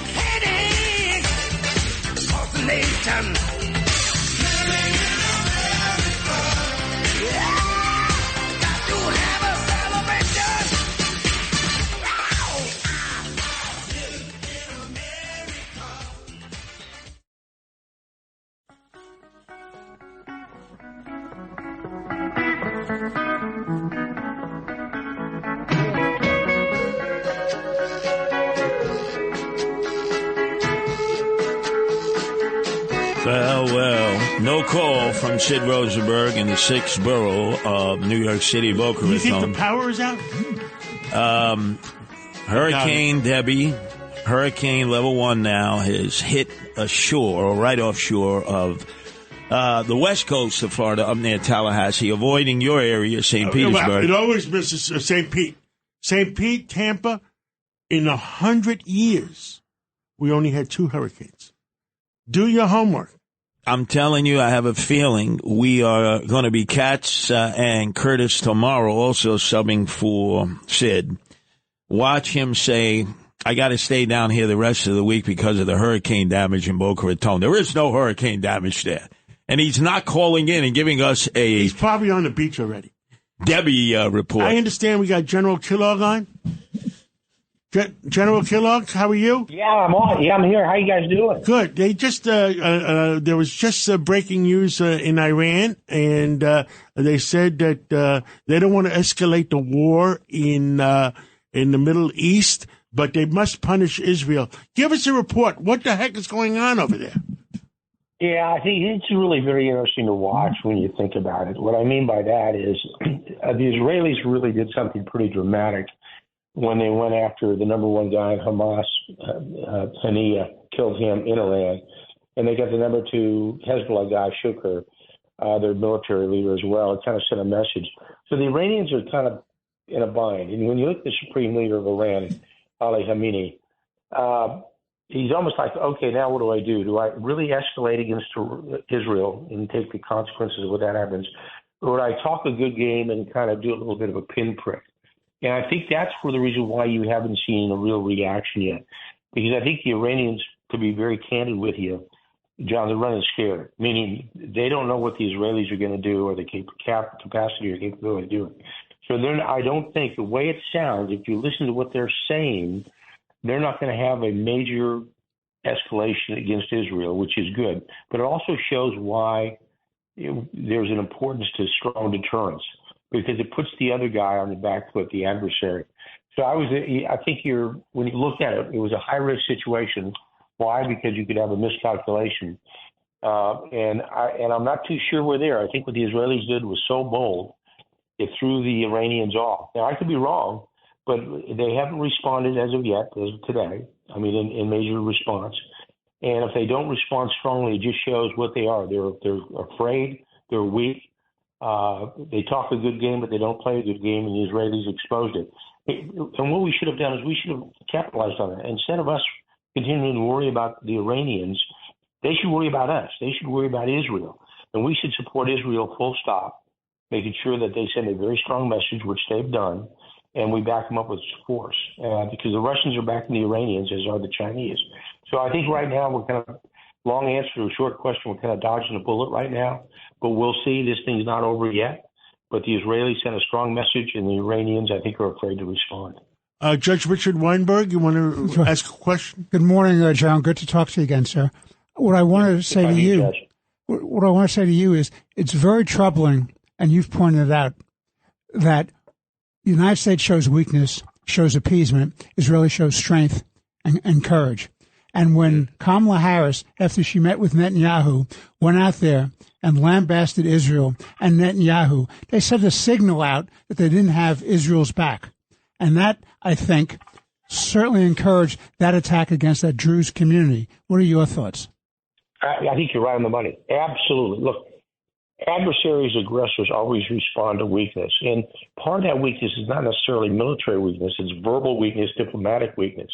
And if you send a bad signal, that is picked up by the other side, and the consequences do follow. Look, remember what President Biden said about Russia before he invaded Ukraine?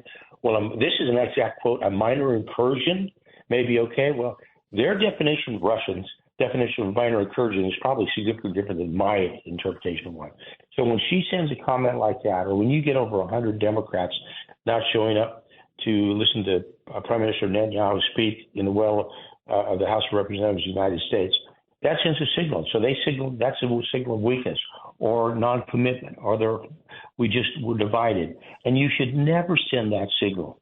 You know, you have to send a strong signal of strength, of commitment, because it puts the other side, your adversary, on the back foot. They don't know where you're going to go. That's why I was always so proud of President Trump. You know, heck, there were times we didn't know where he was going to go. But he always made sure that the other side wasn't sure either. And that's a critical part of diplomacy. Is this guy going to follow this guy or gal going to follow through with what they said? Or are they going to escalate to a level I don't want to go to? As an example, when we killed Soleimani, we went to an escalatory level that the other side said, you know, I don't want to dance with these guys. These guys are going far above where I want to play. I think that maybe what's happening right now with Israel and Iran. John, let me ask you this question. If, in fact, there is some sort of response by Iran, and I agree with you, I think they're going to do something because it's all about showing strength and face in that community, what should Israel's response be? Well, a great question. It should be, if you really want to de-escalate, if it's a minor attack, they may say, okay, done, game over. It's sort of like when Iran hit our Al-Assad air base after we'd killed Soleimani. President Trump didn't respond to that because basically didn't do anything, any damage. But it depends what kind of damage they do. If, for example, the Iranians respond by putting missiles into the dirt in the desert, then the Israelis can go, so what? We're not going to worry about it. But if they attack the city and kill Israeli civilians again, then I guarantee you the Israelis will respond with massive retaliation to just pound it away into the Iranians. So this is now on the Iranians. Put a firecracker down there, one of their oil refineries. Yeah, well, or worse. Yeah. You know, they could go very hard. They have proven they can reach far into Iran. So it's only then what the Iranians do. It's going to be. I think this is going to be fascinating to watch the kind of signal they send. But they can send a couple signals. One, again, like the Iranians did after we killed Soleimani by putting missiles into the dirt, didn't kill anybody at all. You know, and so President Trump kind of said, "Okay, we're done," and let it go. But if they kill somebody, different game. Now, General, you mentioned strength versus weakness. The toughest guy on the block is Putin. He gets his prisoners back in a prisoner swap. He meets them on the tarmac. And while he's meeting with his Russian prisoners, he's ordering that weapons be sent to the Houthis in Yemen, who have now strangled off all of the shipping traffic in the Red Sea and the Suez Canal. So he's aiding and abetting the Houthis, and there's nobody saying anything to him. What do we do about that? Well, what you do about it to be open up the Suez Canal. That's what you do about it. What you do, to be totally blunt, you have to have a change of administration, because this administration. Look, President Biden has not talked to Putin in 2 years. You cannot do that. You have to talk to friends. You have to talk to adversaries as well. And so he just disregards the United States. He's basically said, you know, he looks at President Biden as truly a lame duck, as somebody not really in charge, and he has no confidence in all that the United States is going to respond. So he's ignoring us. So until you develop a government of strength, then that forces him to respond, he's going to keep doing everything. So right now, what do? Nothing, because we're not going to do anything. And he's going to take as much advantage of us as he can in the next few months. You watch, he'll do it. I do appreciate it, General Kellogg, for your insight on what's going on in the Middle East and the Persian Gulf. Clearly, that is priority number one, to see what, if any, response the Ayatollahs are going to send in the direction of Israel. Thanks for joining us again. Thank you, General. Thanks for having me this morning. Thank you very much. Take care. And coming up, we're going to find out why the markets are going bonkers. First in Japan. Japan is going really bankrupt. Well, the stock market in New York was down 900 points on Friday. Is this just a simple adjustment, John? Is it? You know how they always say. Wait. How do you say? It's a mere correction? It's an oh crap moment. And remember, the Treasury Secretary, Janet Yellen, who graduated from Fort Hamilton High School, another Brooklynite, has suggested that we spend $76 trillion on global... $78 trillion on global warming. Give or take a trillion. Even though we have now a $35 trillion debt that by 2035 for our children and grandchildren will be $50 trillion. Nuts. And remember, she said when she met with the Red Chinese, she ate something and had almost like an LSD-induced effect. Remember when she was bowing to President Xi over and over again like a bobblehead doll? They said that was the result of her being suckered into eating LSD-laced So when food. Obama kissed the ring of the Saudi king, what did he take? Oh, my God. And not only that, remember Bush 43 down in Crawford holding the hand of the Saudi king saying, the Bushes love the Saudis. By the way, Bush 41, as you know, did not like Jews nor Israel. And Secretary of State Baker was no big friend. Well, he had his girlfriend there, the spokesperson for the PLO, remember, who was always on Nightline with Ted Koppel as an apologist for Yasser Arafat. They did not like Israel, oil men. Yeah, but Bush Jr. was much better, I believe. Right. They loved the Saudis. Maybe you can explain that, John. Did you ever go over there to Saudi Arabia? I have never been to Saudi Arabia. But you're an oil man. Texas tea. Oh, Pickens, he passed away into the hereafter. But anyway, when we return, we got to find out why the markets are going bonkers. You got nobody better in this field of the economics of America and the world than John Catsimatidis and Steve Moore, who hosts a program here on Saturdays. You've given him an extra hour, John. The ratings are up. And that comes after the best economist on WABC, your very dear Larry friend. Kudlow. Larry Kudlow's number one. Steve Moore's number two. So you have Larry Kudlow 10-1. And it's very sad we lost Lou Dobbs. Yeah. And then you get Steve Moore from 1 to 3. And so you get a lot of explanation of what's going on in the world. We might have another financial guy coming, but it's a big surprise. Wait a second. Is this hush, hush, mush, mush? Hush, hush, mush, mush. And I won't spill the beans. On your place to be. We're still waiting for that call-in from Boca Raton about Hurricane Debbie from Sid Rosenberg, who's MIA. And we have Peter King calling in at 8:45. Oh, my. He's going to remind us that he graduated from Brooklyn Prep and I didn't. I guarantee you that'll be the first words that drip from his lips right here at WABC.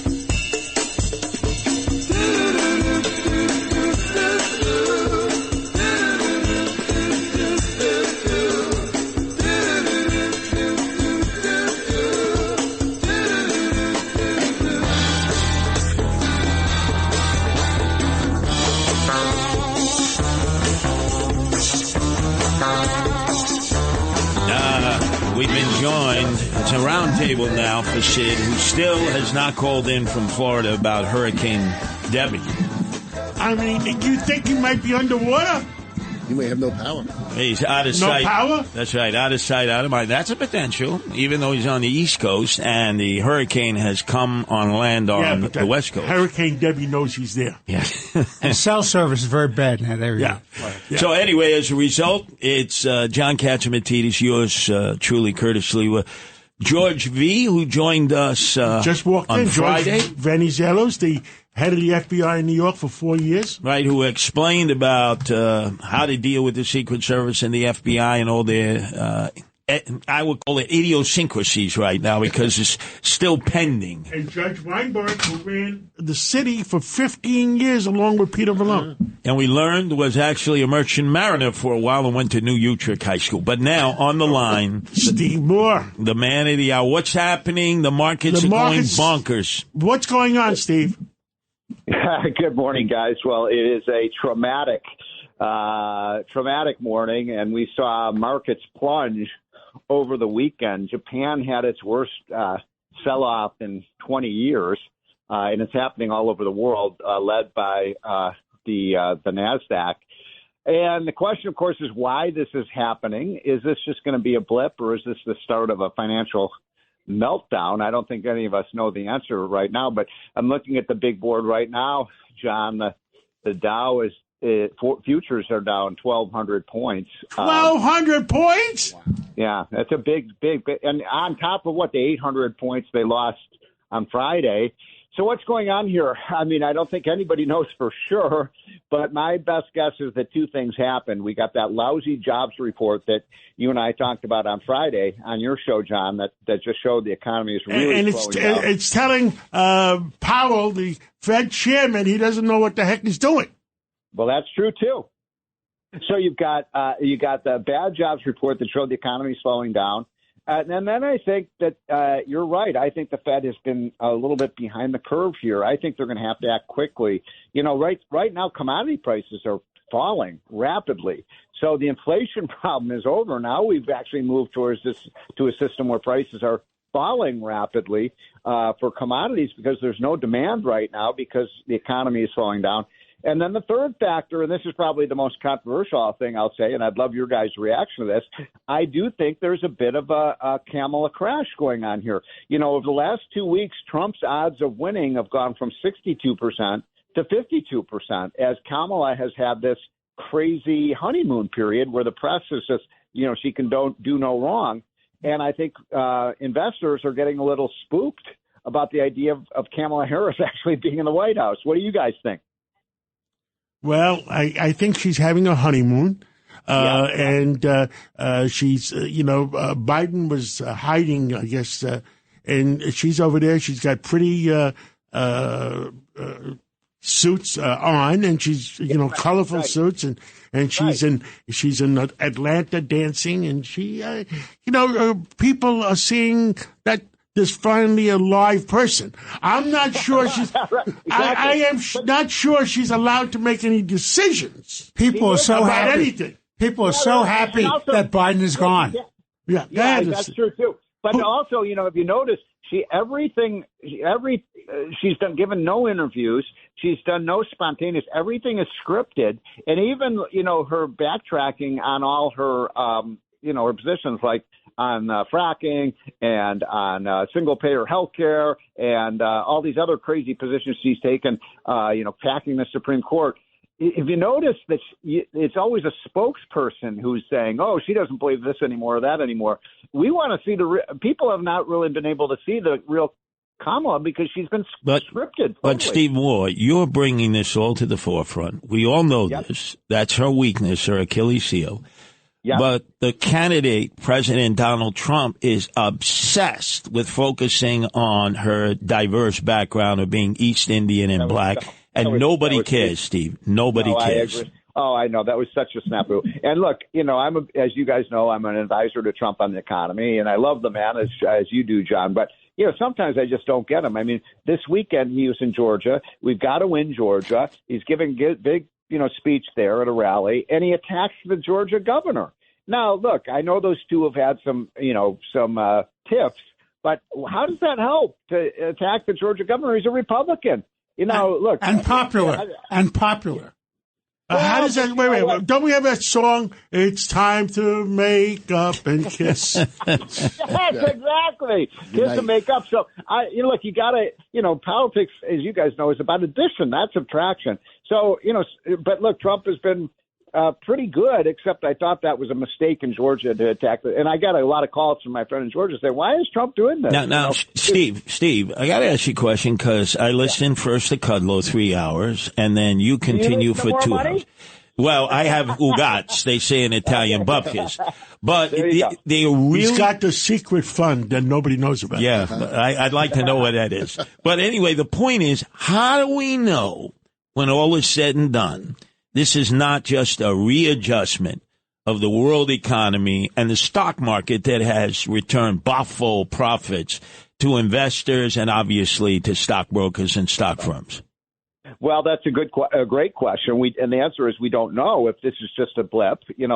Is this a buying opportunity? It might be because some of these stocks like Nvidia and Apple have fallen a lot. Or is this start of a real kind of a long-term situation, or like we had in you remember what happened in 2008 when the market just completely collapsed and you had the financial crisis. I don't think any of us know the answer right now, but boy, it's off to a spooky start. I mean, 1240, we're down 1240 right now, John, on the Dow. 1,240 points on the Dow. Yeah. What are interest rates doing? They're falling a little bit. They're falling. Originally, I felt that Powell had to drop at a half a point in September. Maybe it should be a full point right away. Well, also maybe they might have to. I would advise that they come back, today and say, look, this is an emergency situation. We need to do at least a quarter, and you might be right, a half point, because there is no inflation in the system right now. We lived through that 20% increases in prices, but right now prices are falling, and falling prices can be as bad as rising prices. Steve, prices. For all the people out there, the million people or so are listening to us, know the reason there's inflation even a little bit is because the White House has caused it. Closing down the Suez Canal, closing down the Red Sea is a premium on gasoline of $15 a barrel. So you're paying, the American people are paying for the hoodies. Yes, you've got it exactly right. 100% right, John Catsimatidis. You get your A in economics. That's exactly what. But I'm only honorary chairman because I haven't graduated. I know. I know, but that's what we like about you. You didn't go to college, right? Now, Steve Moore, got to ask you, you're a Chicago boy through and through. Yes, I am. Our Secretary of Treasury is a Brooklyn girl, graduated from a public high school, a very good one, Fort Hamilton High School. And, you talking about Janet Yellen? Yes, and she has stated that she wants to invest $78 trillion. Mm-hmm. Into what that we don't have? We already have a $35 trillion debt. I mean, you're right. She basically said about a week to 10 days ago when she was in Brazil at this G20 meeting that we have to spend $3 trillion a year for the next 25 years on climate change. By the way, guys, I want a little slice of the action. I'd like a little bit of that money. Can they give me some of that $78 trillion? You're not a Democrat, Steve. You're not getting it. Exactly. I mean, that money is going to go right into the coffers of the Democratic National Committee and all the green groups and so forth. And I guarantee you, it's not going to change the temperature of the planet by 1/10 of 1 degree. But she is our Treasury Secretary. I know, it's scary. With looming debt of $35 trillion. That will grow to $50 trillion by 2035. Where is she going to get this money from? Yeah, well, that's a great question. I mean, and look, we've had the biggest increase in the national debt in the history of the country under Biden, and now she wants to, on top of that, that doesn't even include the $78 trillion. Now, to be fair, only $25 trillion of that is going to be paid by the United States, and apparently the other. It's okay. It'll take the deficit to $60 trillion. Of course, so this is craziness. I wrote in my newsletter the other day that Janet Yellen has been the most profound disappointment. When she was appointed as Treasury Secretary, I said, well, that's a relief because I think she's a sane person. Even though I don't always agree with her politically, I think she's a sound mind. I don't think she's of sound mind right now. Well, remember, Steve, she's drunk the whole Kool-Aid of climate change. Well, she was at a banquet when she visited President Xi in Red China, claimed she ate some dumplings that were laced with LSD. Remember, she was bowing like a bobblehead doll to him, and we said, what the hell is this? And she was agreeing to things that she realized a week later, no, I don't believe in that. This woman has lost her mind, Steve. Yeah, and she's the highest ranking, economic official, maybe behind Chairman Powell in the country. And so that is kind of a frightening thing that she keeps saying these crazy things. By the way, I knew she was a good economist. I didn't know she was an expert on climate change, but I guess she's a climatologist. Oh, boy. Too. You don't want to miss it. Saturdays, right after Larry Kudlow. A great 3 hours. There's so much fun on that show. I want you to come on my show. I have John on every once in a while. Can you come on my show? Steve, I lived in Chicago my first 5 years, 46, and Rockwell. It used to be all Polish, and now it's all Mexican. Well, when were you there? Back in 1954 to 1959. My dad is from Chicago. Okay, yeah. So That's when Chicago was civilized. Yeah. Yeah. Well, but it breaks my heart because I love Chicago. I think Chicago is one of the 10 greatest cities in the world, but it is being ruined by progressive left-wing crazy policies. And what we need, in Chicago, Rudy. We need somebody like Rudy to take over the city and bring us back because it's such a great city being destroyed by left-wing politics. A socialist mayor who will be hosting the Democrat National Convention. And he's told his police, by the way, to stand down. Exactly. He has told the police during the convention to stand down. How's that going to work out?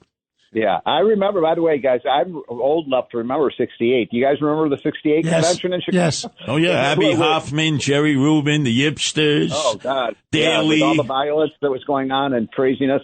And that was when Mayor Daley, who was somebody who I actually was, the mayor that I actually liked, but he said the police aren't here to stop mayhem. They're here to create mayhem. That's right. I lived right next to them. And they were in Bridgeport, where all the Irish were. There were the stockyards, and then there was 46 in Rockwell. Yeah. Well, back then it was the city that works. Remember that? The city that works. I don't think it's the city that works anymore. And again, this is what they want to do to the whole country. See this? I have a brother in solidarity, Steve Moore, my second city, Chicago. I have Guardian Angels in Chicago. I know all about that city. I know, but you were probably a White Sox fan, and I was a Cubs fan. No, Yankee fan. The Cubs! My God! That's North Shore. That's the elite. That's a high class. Right. South Shore was the beer drinkers and the big boys, the Polish sausages.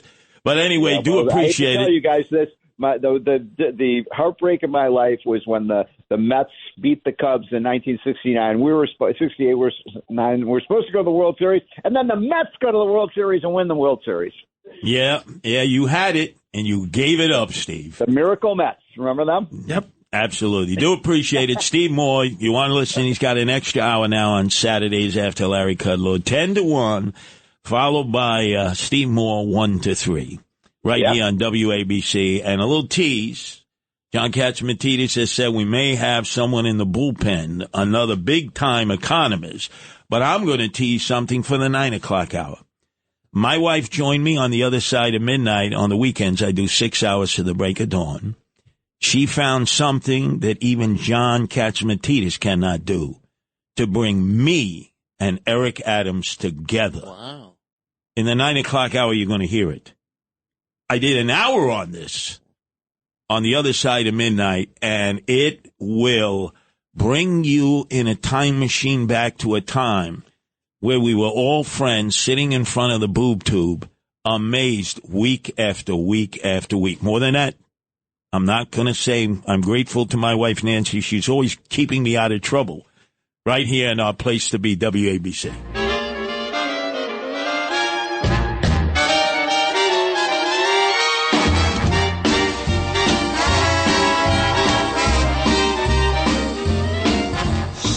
Chicago, Chicago, that toddling town. Chicago, Chicago, I will show you around. I love it, bet your bottom dollar you lose the blues in Chicago, Chicago, the town that Billy Sunday couldn't shut down. On State Street, that great street, I just want to say.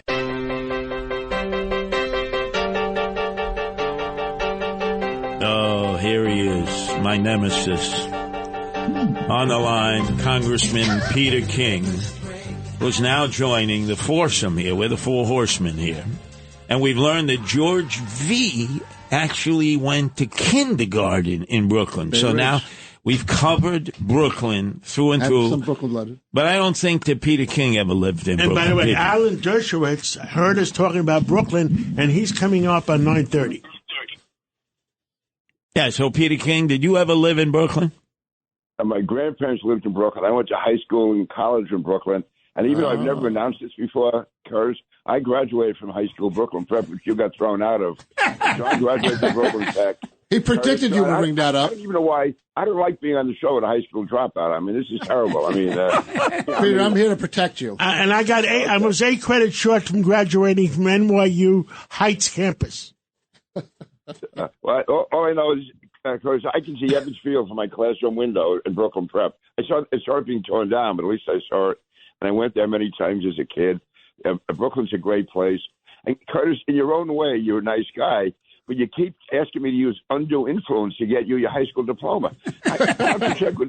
I'll just check with George whether or not that's legal. Is that some kind of extortion? Is that it's legal. You know why you're not a congressman anymore? Yeah. Oh, okay. Hey, people get it in the mail now. You know, so. Yeah, and I'm very upset. This goes back to Cindy Adams. Cindy Adams got her high school diploma. That's right. By proclamation of the governor. Two she got. She got it first from Governor Hochul.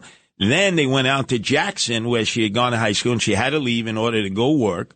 And they had invited John. She won't forgive John because although... She didn't talk to me for 2 weeks. But the governor was there and the mayor giving her second diploma. And you know what I get from you, Peter King? I get ugats. I get bupkis. That's about all you're ever going to get from me. I can tell you that. Now... Maybe you can ask the Gotti family to help you. Yeah, they got to go to Frank Morano for that. Now, Peter King, if you were sitting down as a consigliere, because you've been very friendly with President Trump before, a lot of people don't know the way we were able to eliminate MS-13 as a nemesis is Peter King went to Donald Trump when he was president, and Jeff Sessions, Attorney General, said, please come to Central Islip, the federal courthouse, and announce a plan. And they did. And boy, what a cleanup job they did, along with the FBI, ICE, the state troopers, Suffolk County cops, Nassau County cops. And I always give you credit for that, because when we were out there patrolling that area, I'd always see Peter King. That was your district. Yeah, that was one of the great achievements of President Trump's administration. It really wasn't highlighted enough. I mean, he made 2 personal visits to the district on that issue alone.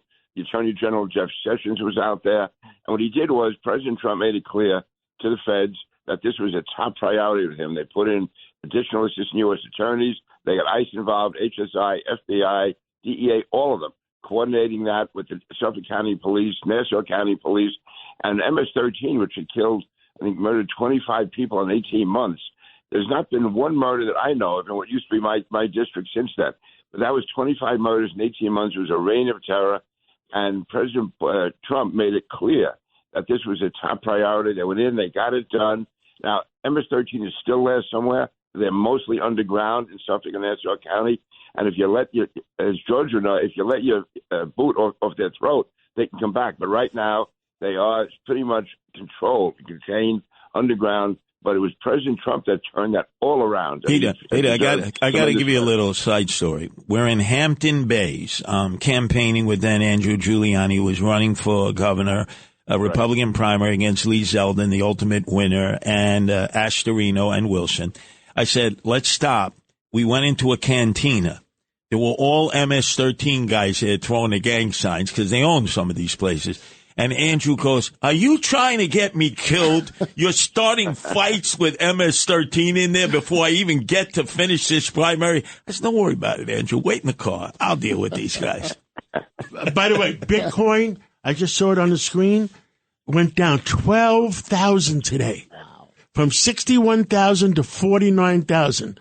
The drug dealers, the prime ministers are all are going crazy.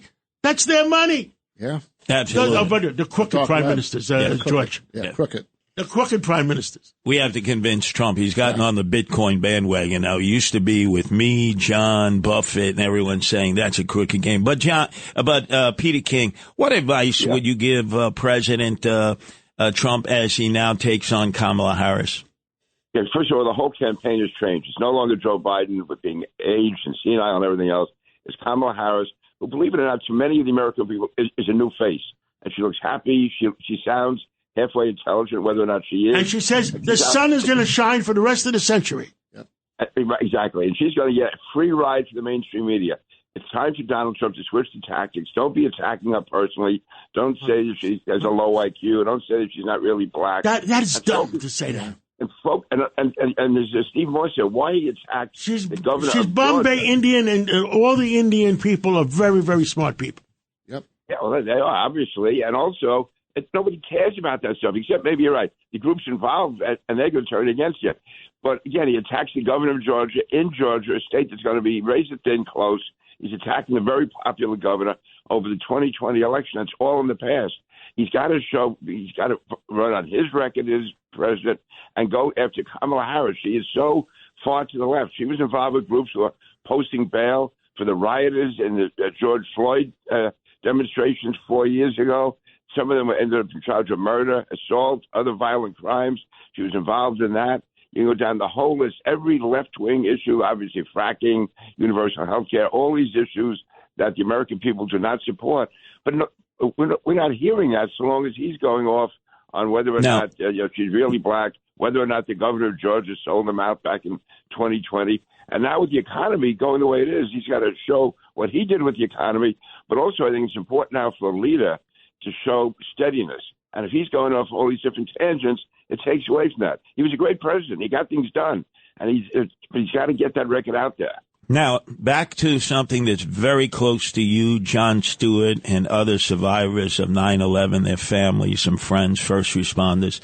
We're running out of money again.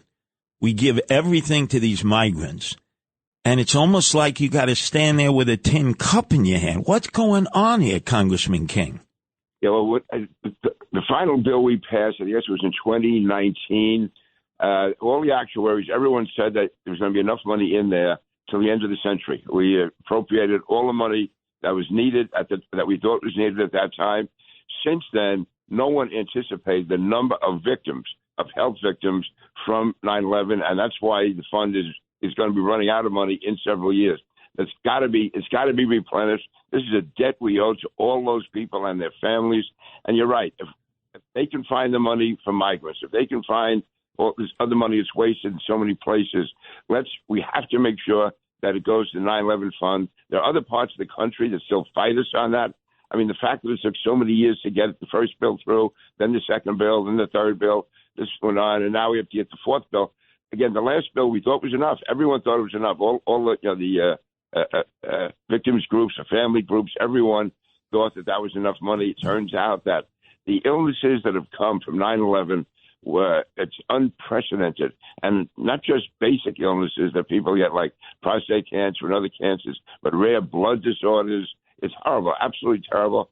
And these people have to live with these. I mean, almost every day still, every week anyway. You read in the papers of some cop fireman who was dying from 9/11 related illnesses. It's horrible. It's terrible. Congressman King, keep up the battle. You've always been with them since the beginning. You've never faltered. And there's two things that I agreed with you here. This is not good. This could be habit forming here, Peter King. Yeah, this is something. The moon must be in the wrong direction or something. You and I would agree. I'm starting to get nervous now. Anyway, up next. Yeah, I'm afraid. Let me get off the phone before you take my high school diploma. Oh, you're not going to want to miss this. In the next hour at some point. We're going to have a Bernie. The burning of high school diplomas. Right. And also, my wife figured out the way to bring me and Eric Adams together. Even John, the great peacemaker, could not do that. You don't want to miss this in the 9 o'clock hour. Oh, summer day.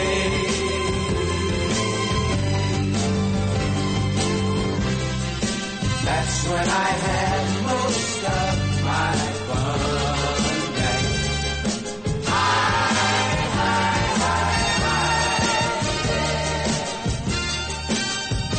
Them summer days, oh, summer days. I cried mine when I want to. Out of school, yeah.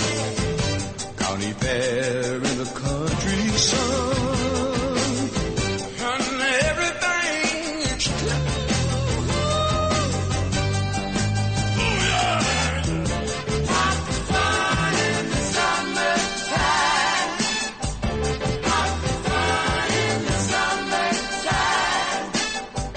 Have fun in the summertime. Come on, people now, smile on your brother. Everybody get together. Try to love one Oh, peace, love, and happiness, ladies and gentlemen. I'm not going to tease you any longer. My wife, Nancy, who is an attorney, Brooklyn Law graduate. Another Brooklyn person? Well, she lived there briefly, Bath Beach and also Sunset Park. That's when I met her. Came up with Eric Adams talking about what he likes to do when he's by himself, that she said will bring you and Eric Adams together. Something even John, the great peacemaker, was not able to do. I want you to listen to Eric Adams, and this is a cut found by my wife, Nancy. My favorite day is like being in my pajamas, watching reruns of Twilight Zone. Really? Yes. What's your you favorite know. Twilight Zone episode? There's one where they put on the mask and it fits the personality of everyone, and then they take off the mask and it's no longer a mask, it's their actual faces. What does that mean to you? We all wear masks every day. Wow. It's very, Best, by the best way, show ever. It's Best very show ever. true. Wow. People wear masks every day. Very true. And some of them have had too many facelifts. It looks like a mask. One more facelift, it'll snap like an old rubber band. They're in Miami. Oh, yes, that's right. I thought But they were on Upper East Side, John. you're right. Who doesn't like the Twilight Zone, especially if you grew up in our era? He's in his 60s. I just cracked 70. This may actually bring us together. Something John could not do, Wow. the Twilight Zone may do. Curtis, what was your favorite Twilight Zone? Oh, to serve man. Janine is on. Oh, I'm sorry. Janine is on. Janine Pirro. Bring her in. We got to, but Janine is She not. is one tough lady. Yeah, but I've never met a lady tougher than Janine Pirro. Good morning. How are you guys? And we are well. I understand you spent 2 weeks in Italy. Tell us about Italy. How nice was it? How was the food? Well, first of all, I love Italy, and I wasn't in Italy. I was in Portugal, and it was only 8 days, but I went with Portugal, my girlfriend. that's for people that are on a budget. Yeah, well, listen, I went with 4 girlfriends, and can I tell you, we laughed for 8 days. That's all we did. And I have to tell you, I don't care where you go, as long as you just have a belly laugh every day. We had a lot of fun. I didn't watch the news once, although every once in a while, actually, I peeked at night in case, Kamala. And while I was gone, she apparently had a lobotomy because she went from the most unpopular vice president in history to now the Democrat nominee. I was like, what happened? She had a lobotomy? What's going on? Now I find out the woman isn't speaking. She's only speaking through surrogates.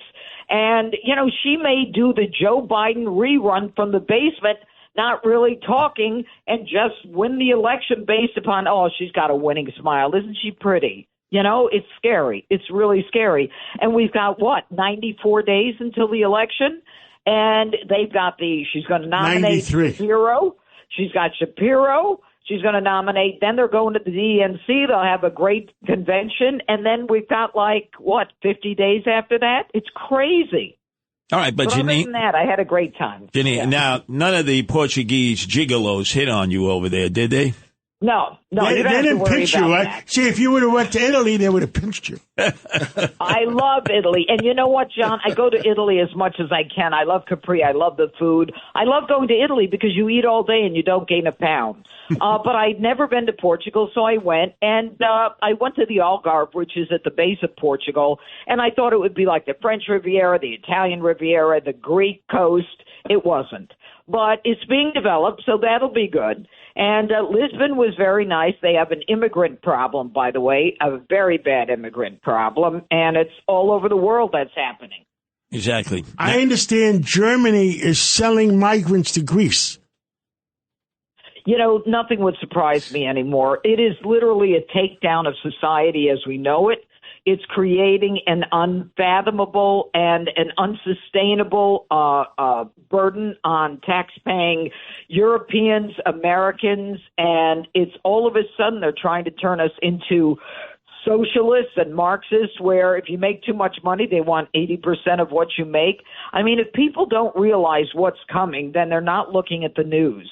And I'm tired of Kamala Harris saying that for years she wants free health care for all illegals. Look, my mom, bless her soul, she died at the age of 92 5 years ago. And, you know, she always worked to pay for her Medicaid, not her Medicaid, her Medicare, and making sure that she paid for her insurance that was the co-benefit. And so she would never, ever let go of that, and she wouldn't owe anybody anything. When she died, she was the kind of person who made sure that she paid her bills. And now we're saying to people, come on in, you know, we'll break down Medicare for you so there won't be any Social Security left for anybody in the future. I mean, it's terrible what's happening. Now, Janine Pirro, when you were DA in Westchester, when you ran for Attorney General against Andrew Cuomo, and then you became part of the Fox News network and naturally a prime member of the Five. Every person I ever asked about, you thought you were Italian. You're not Italian, are you? No. My ex was Italian, so my name is Pirro, but my maiden name is Ferris. I'm 100% Lebanese Christian, and my family was Maronites. The Turkey is planning on, they're threatening to invade Lebanon. Well, problem. Lebanon has been taken over by Hezbollah. Lebanon was a, half Christian, half Muslim country. They had the president, one faith, and then the prime minister, the other. And then their parliament was pretty much, divvied up between the two, the Christians and the Muslims. Hezbollah came in about 10, 15 years ago, and they started as a social service agency. You can't afford hospitalization, we'll take care of you. And then they literally took over the country. They're a violent extremist organization, and they've taken over Lebanon, which was once the Paris of the Middle East. It was beautiful with casinos and all kinds of, you could ski in the morning and go to the beach in the afternoon. I mean, it's a beautiful country, and it's been taken over, and unfortunately, Hezbollah has to be destroyed. It has to be. Now, and I don't blame Turkey. Janine Pirro, without a doubt, amongst all the female contributors on the Fox News channel, you are President Donald Trump's favorite. You've been his favorite for a long time because you're feisty, you're gutsy, you say what's on your mind. Can you please pick up your Donald Trump phone and ask the president, knock off the racial diversity of Kamala Harris and leave the governor of Georgia alone, a Republican, and just hit the issues because you win on the issues every time you bring them up? Absolutely. And he knows that. I mean, I'm not going to divulge what he and I speak about, but I think he's well aware of that. Donald is a New York, the former president is a New York in-your-face kind of, he's an entertainer. And, part of what he does is entertain. But at the same time, I'm sure right now going forward, he understands. I don't think he ever thought that Kamala would attain the numbers that she's already gotten. I think he just assumed Americans were smarter than all that. But, now he knows that this is brass tacks, all policy, nothing personal. And it's just stunning that the woman who was the border czar is no longer the border czar. And, the woman is now, she keeps talking about prosecuting. I'm going to prosecute this. I'm going to prosecute that. Well, let me tell you something. When she was a prosecutor, she had a terrible record. And I'm putting all that stuff together, and I'm going to have it in a week or so. But she was a horrible prosecutor. And people who worked with her know that. And by the way, and I understand she went off after minorities more than anybody before. Well, I don't know about that, but what I do know about is when it came to sex crimes, she was nowhere to be found, and now she's, championing women. And the whole idea that, she is someone who is, for the underdog is ridiculous. She's for herself. Everything that she's done has been to promote herself. And the fact that she's had a 92% exit rate of people who worked for her. Of the 47 who were hired 3.5 years ago, only 4 are left. They say she has a toxic work environment. She belittles people. She calls them the F word. And even Simone Sanders, who's a pretty tough Democrat woman, said, never again. I never thought I'd work for a woman. I didn't. I never will again. She is an abusive, toxic person. And if she can't get along with 47 people, how's she going to get along with 350 million Americans? It's just not going to work. Now, Janine Pirro, thank you for returning from Portugal and giving us that travel tour guide. It's a place we're going to avoid for a while. Next time, Italy. And Senator Alphonse was on my Sunday show. He just got back from Paris. He says the food was great, but the Olympics were terrible. Yes. Oh, interesting. Now, let me tell you one quick story. I know you got to go. Okay, real fast. They have a restaurant called Je ne sais quoi in Lisbon. It's half restaurant, half shopping. So you could be having dinner, get up to go to the ladies' room, and walk across the aisle, literally 3 feet, and buy a pocketbook and return to the table with a pair of shoes, a pocketbook, whatever. It's every woman's dream. Now, I went there 3 nights. Are they knockoffs or are they designer? No, they were the real thing. They were. In fact, they were arresting the immigrants who were selling the knockoffs. I felt like it was New York City all over again. They had the undercover cops. They came in, and they had them on the ground. I wanted to join in and hold them while they last time I was in Portugal, they still had escudos. Well, thank you. Thank you, Janine Pirro. Good to have you back. Good to have you back. And obviously, prime time here on WABC, Sundays at 11 o'clock. You see, I don't forget. That's a great show. Anyway, up next, we have a panoply of different guests coming at us back-to-back, belly-to-belly, including Alan Dershowitz, who is going to make this the Quinella of Brooklynites since George V. And the markets are rallying. They're only down 900 points. But George V. has joined the Brooklyn team, saying in kindergarten he was in Bay Ridge. So we now, with Alan Dershowitz, will have the Quinella. But we're still missing number 6, Sid Rosenberg, who has not called in from Boca Raton, the 6th borough of the city of New York, to report on Hurricane Debbie.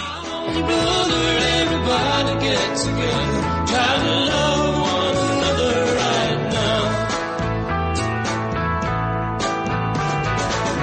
Come on, people now, smile on your brother. Everybody get together, try to love one another right now.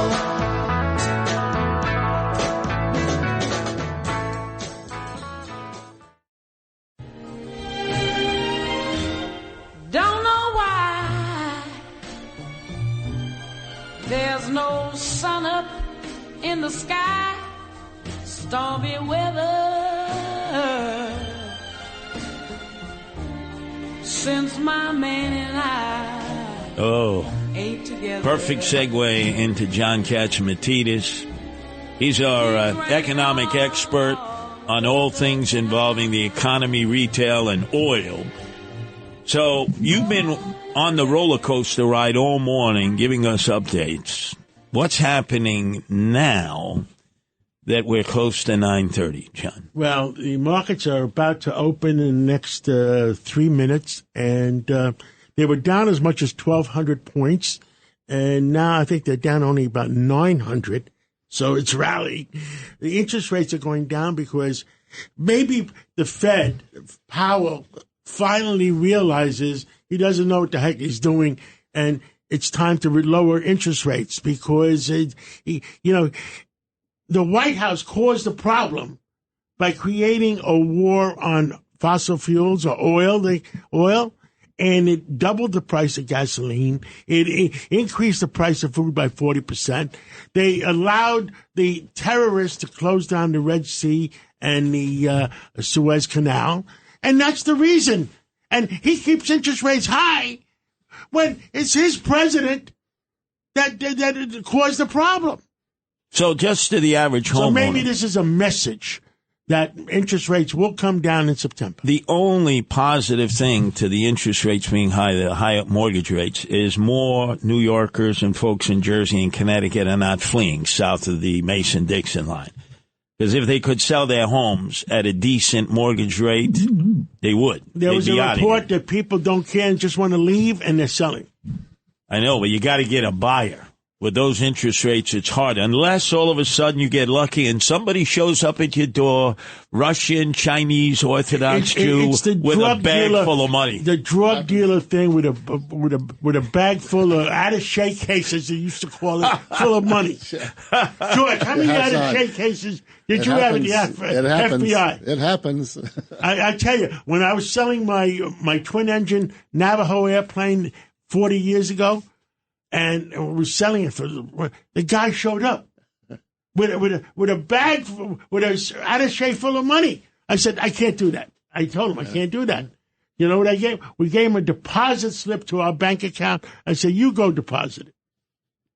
Well, anyway, coming up. If they give it to you, they take it back. We got Dershowitz That's coming right. up. He's going to make another Brooklyn boy. He's going to make the Quinella. Still missing in action is Sid Rosenberg, who would make 6 Brooklyn boys.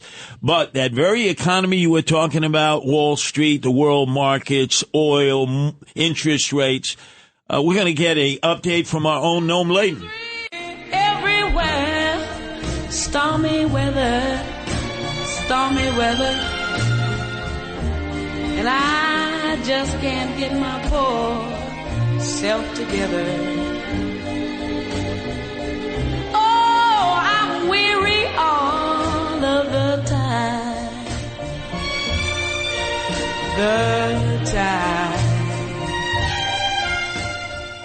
So weary all.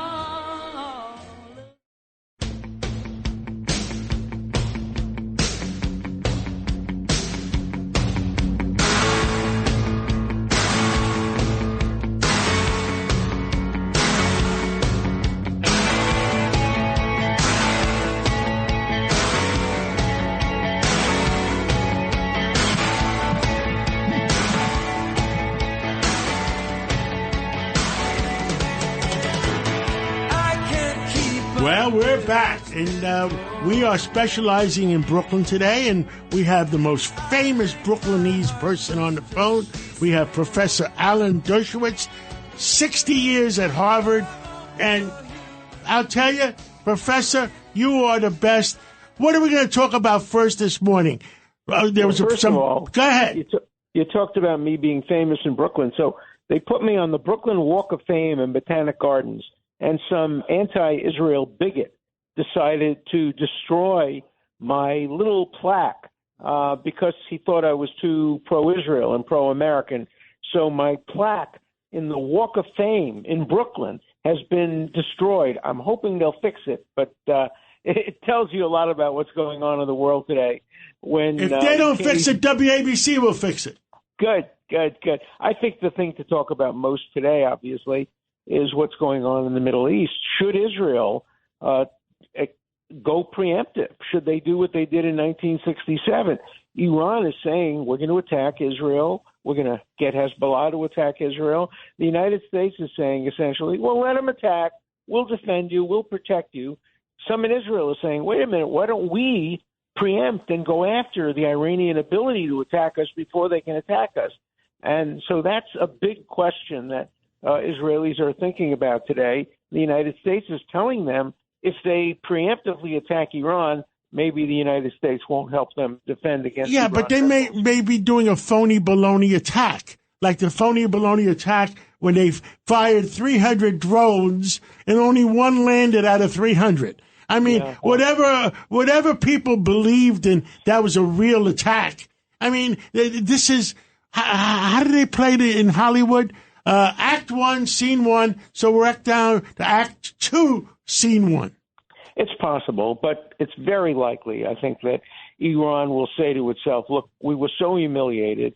Israel managed to kill the head of Hamas in Tehran, in a guest house, protected by the security services of Iran. We have to get even. We have to do something to kill Israelis. And the head of Iran has said they're going to kill Israeli civilians, not Israeli military, but Israeli civilians, just the way Hezbollah killed 12 innocent kids playing soccer. So I think Israel has to take this very, very seriously. But, I hope you're right. It would be nice if it was just a symbolic attack and then people could get back to the normal business of just hating each other. It'll be Act 2, Scene 1. Otherwise, they're going to get a firecracker where they don't want it down their refineries. I think the other issue is this. Who will Kamala Harris pick? And I think it's not so important who she picks. The important thing is what criteria she uses. If she says to herself, look, I'd love to have Josh Shapiro. He will bring me Pennsylvania and win the election, but I can't have Shapiro because he's Jewish.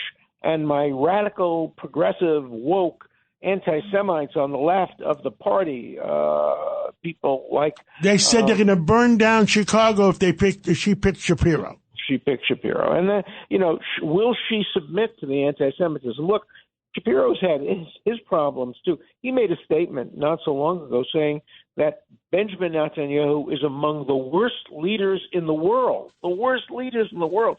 He's trying so hard himself to try to pander a little bit to the hard left of the Democratic. He can't believe that. He can't believe that Netanyahu, no matter how critical you might be, is worse than the leaders of Iran and Putin and the leaders of China. And yet he's prepared to put Netanyahu in the category of among the worst leaders in the world. So, he is pandering a little bit to the hard left, too. The point is that the Democratic Party is becoming beholden to the progressive hard left anti-Semites one way or another. And people like me are having a hard time associating not with my father's Democratic Party or my Democratic Party of my youth, but with today's anti-Israel, anti-American, progressive, woke elements within the Democratic Party. That's a real problem for a lot of good, patriotic Americans. Can anybody believe, you were a member of the Democratic Party for 85 years, and you still are a member? Yeah. Now, can anybody believe that our former Speaker, Nancy Pelosi, and she might be still Speaker in reality, that she wants to put President Biden's on what face. His face. His face. On Mount Rushmore. On Mount Rushmore. Can you believe that? No, she's really destroyed her credibility. Look, she refused to come to hear Netanyahu speak. She has embraced the squad. She has just made a fool of herself and putting. Let me ask. Putting Biden on, along with Lincoln in Washington is a little much. Yeah. Professor, how can a few million Palestinians have such influence in the Democratic Party? Oh, because it's not the Palestinians, it's the hard left. Remember, the left was supportive of Israel until the Soviet Union turned against Israel, and then the Communist Party turned against Israel. And once the Communist Party turned against Israel, the Socialist Democrats of America turned against Israel. And so it's become a kind of paradigm for the hard left. It really has nothing to do with Israel or the Palestinians. It has to do with whether you're anti-American. And if you hate America, you're going to hate Israel, and you're going to become anti-Israel. And you're right. Why should the Palestinians who've turned down statehood in 1948, 1967, 2000, 2001, 2005, 2007, they could have had states. Nobody should be sympathetic to the Palestinian leadership today. Should be sympathetic to the Palestinian people who have been so upset and hurt by the leadership. Thank God finally the head of Hamas has been has been killed and the head of Hezbollah has been killed. That will help the Palestinian people. But it's not about the Palestinian people. These kids who are protesting on campus know nothing about the Palestinians. They hate America. They're protesting against America. Well, Professor Dershowitz, anything else you want to tell the American people? Judge Weinberg, you have a Brooklyn question for... Well, great. Alan, good morning. Good morning. We grew up in Steeplechase and Ebbets Field together, I remember. So I have the 1947 Brooklyn Dodger National League Championship ring. I'm wearing it right now. That's how far back I go in Brooklyn. I remember when Jackie Robinson came up to bat, and we persuaded our rabbi to make a blessing for him. Yeah, I remember watching Jackie Robinson, Roy Campanella, Duke Snyder. Yeah. This is what I want to ask you. When Kamala Harris goes out there and says there's only one solution, there's only one choice to be made, you have to have a two-state solution, I keep asking myself, that's swell, it sounds great, but who's going to govern that territory in Gaza? The Iranians are going to take it over if Hamas succeeds in surviving. And they will survive if the United States keeps putting pressure on Israel, and there'll never be any kind of two-state solution or any solution as long as Hamas is in power. Even the United States government has recognized that if you keep Hamas in power, there can't be a two-state solution because one of the states will be dominated by Hamas. And why would any country ever, like Israel, accept a neighbor who's sworn to destroy it, who doesn't recognize its right to exist? I had dinner with a boss not so long ago, and I asked him, would you recognize Israel as the nation state of the Jewish people? He said no, he won't do it. And it's hard to have a two-state solution when one state won't recognize the other state. It's a mess. It's a mess. Professor Dershowitz, thank you for speaking out always, and God bless you. God bless America, and God bless the whole world, because we need God's blessing. We need it. We need it. We need it. Thank you. We'll talk to you later. Take care. And let's take a break right now. When we're coming back with a retired Secret Service guy, but it was very high up on the ranks. And we'll find out any updates.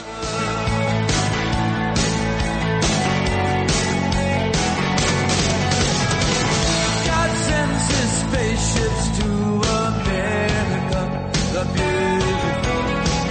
They land at 6 o'clock and there we are, the dutiful. Eating from TV trays, tuned into happy days.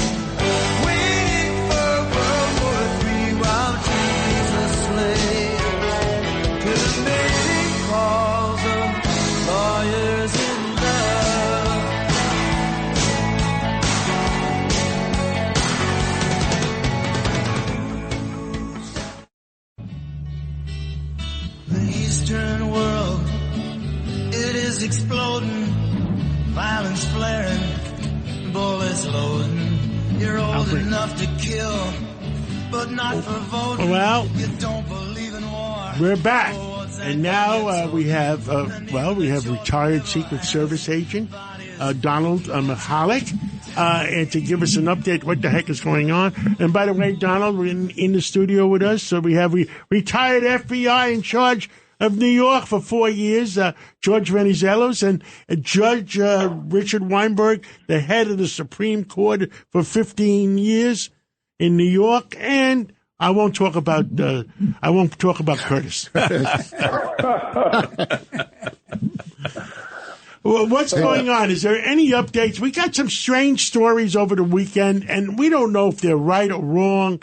That the first 8 bullets were fired by the crook, which is there, Thomas Matthews Crook, and then 1 bullet was fired by a state trooper that distracted him, and that the Secret Service didn't kill him till 16 seconds after the first bullet was fired. Have you heard any stories like that? Yeah, John, thanks for having me on, and it's great to be on with the all-star cast there. George and I think, ran into each other a lot over our careers. Yes, we had. So what we know is what the testimony was from the assistant director and the FBI deputy director last week on the Secret Service did a press conference last Friday. As far as the shot the shot patterns, what they testify to is that the shooter fired 3 or 4 shots. There was a pause, and then there was another 4 shots. The first 3 shots were just prior to the president's detail surrounding him and getting him down. And then the last 4 shots were afterwards, which were when the Secret Service agents were on top of President Trump, which means they were between the shots and the president. So if the rounds would have hit gone anywhere near the president, the agents would have taken the rounds, which is pretty heroic and by all accounts. As far as local police firing shots, that rumor has been out there. It hasn't been confirmed yet by the FBI or the Secret Service. There is some reporting that the local counter sniper team allegedly fired a shot and missed, which is not optimal, as George will tell you. But it is factual that the Secret Service counter sniper team, when they were alerted to the shooter started firing. The Secret Service counter sniper team was alerted. They had to find him because they didn't know exactly where he was. Then once they found him, they ranged in on him and fired 1 round, which took the threat out. The time pattern, from what I understand, is about 15 seconds from the moment he fired the first round till the minute the Secret Service counter snipers took him out.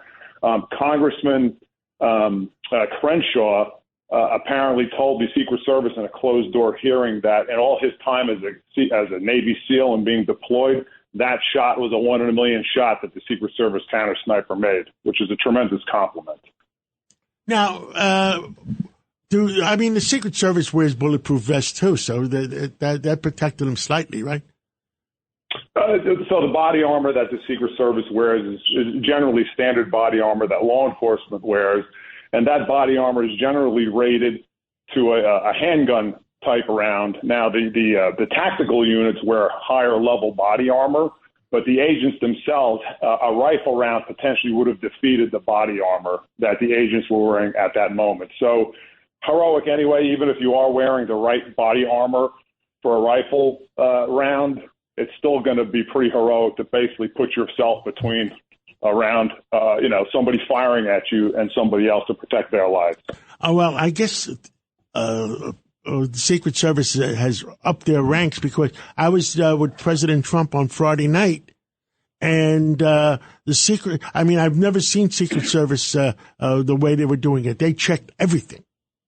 Yeah, I think, as the acting director talked about at both the Senate hearing and in a press conference, in light of this threat, in light of the attack on former President Trump, the Secretary of Homeland Security and the Joint Congressional Committee approved protection for RFK Jr. They've increased protection on the Vice President's detail because now she's the candidate. Today or tomorrow, we're going to know who her running mate is. They're going to have to put a detail on her. They've upped, not so much the number of people, but they've upped their protective methodology when they're handling these sites. So what you probably saw, John, was they basically raised this to almost the sitting president's level of security protection for now all the sites because of this threat. And I think the FBI deputy director testified that the threat matrix against politicians nationwide is up tenfold or something along those lines. So it's a pretty dangerous time to be in elected office, frankly. George Venizelos? Yeah, Dom, my concern is, and I think you'll agree, there's so much information out there about conspiracies, all kinds of stuff out there. I think between the Bureau and the Secret Service, the sooner we get the information out there, the better it will be for everybody. Because there's all kinds of rumors out there, and all it does is just create havoc. And either if you're pro-Trump or anti-Trump, you spin it the way you want to spin it. And I think for law enforcement, I think they really gotta start getting some of this information out there and actually publicly discounting some of these theories that are out there too. George, I think you and I suffered through careers of watching our agencies be reactive to press accounts and media accounts versus being proactive, and I think that's a problem in law enforcement nationwide. I think the Secret Service is learning a lesson here. I hope every federal agency does this.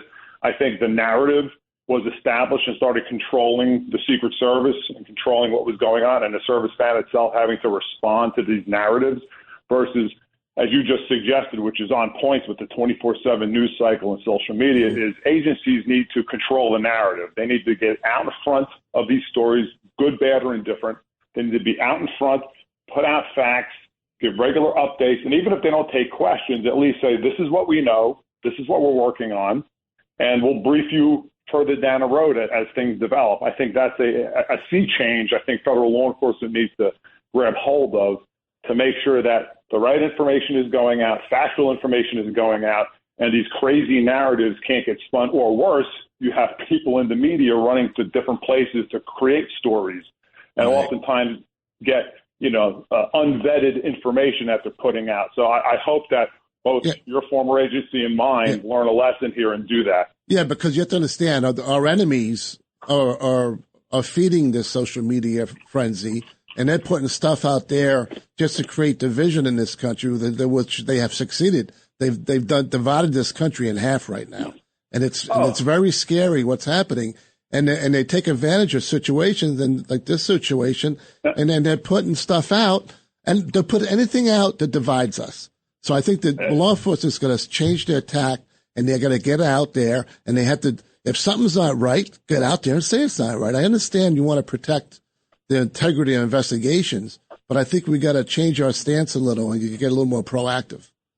George, 100%. I think, both the Secret Service acting director and the FBI deputy director both said at the Senate hearing that, the director of national intelligence and the FBI director have been out vocally over the last year and a half talking about the misinformation and the malign influence operations that Russia, China, and Iran are performing against the United States. And unfortunately, we have, as we all would call them, useful idiots out there that read something online or read something in an unvetted forum, and they take it as gospel and they run with it. And the only way to stop that is, as you said, put out the facts, stay on message, continually put out the facts, and make sure accurate information is getting put out.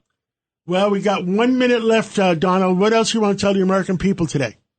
I think what you're going to see through the campaign now is an increased security posture from both the Secret Service and law enforcement writ large. I think when the DNC comes up, I'm hoping you're going to see a more aggressive law enforcement posture where you're going to see a lot more people getting challenged for, quote unquote, suspicious activities. I think the Secret Service has a lot to do in a short amount of time with the same number of people, and the brave men and women of the Secret Service are the ones that are going to have to carry this effort, until the end of the campaign. And generally speaking, it's a tough time for law enforcement. It's been tough post George Floyd. Recruiting and retention is difficult. So I would encourage anybody out there that has an interest in law enforcement to look to do public service and apply to these agencies, local, state, and federal, because they need people and they need good people. So I would make an application push for the Secret Service and law enforcement in general as well. Well, Donald Mahalik, thank you for your service to our country and continue to speak out for our country. God bless you. God bless America. And what do we all stand for? Truth, justice, and the American way.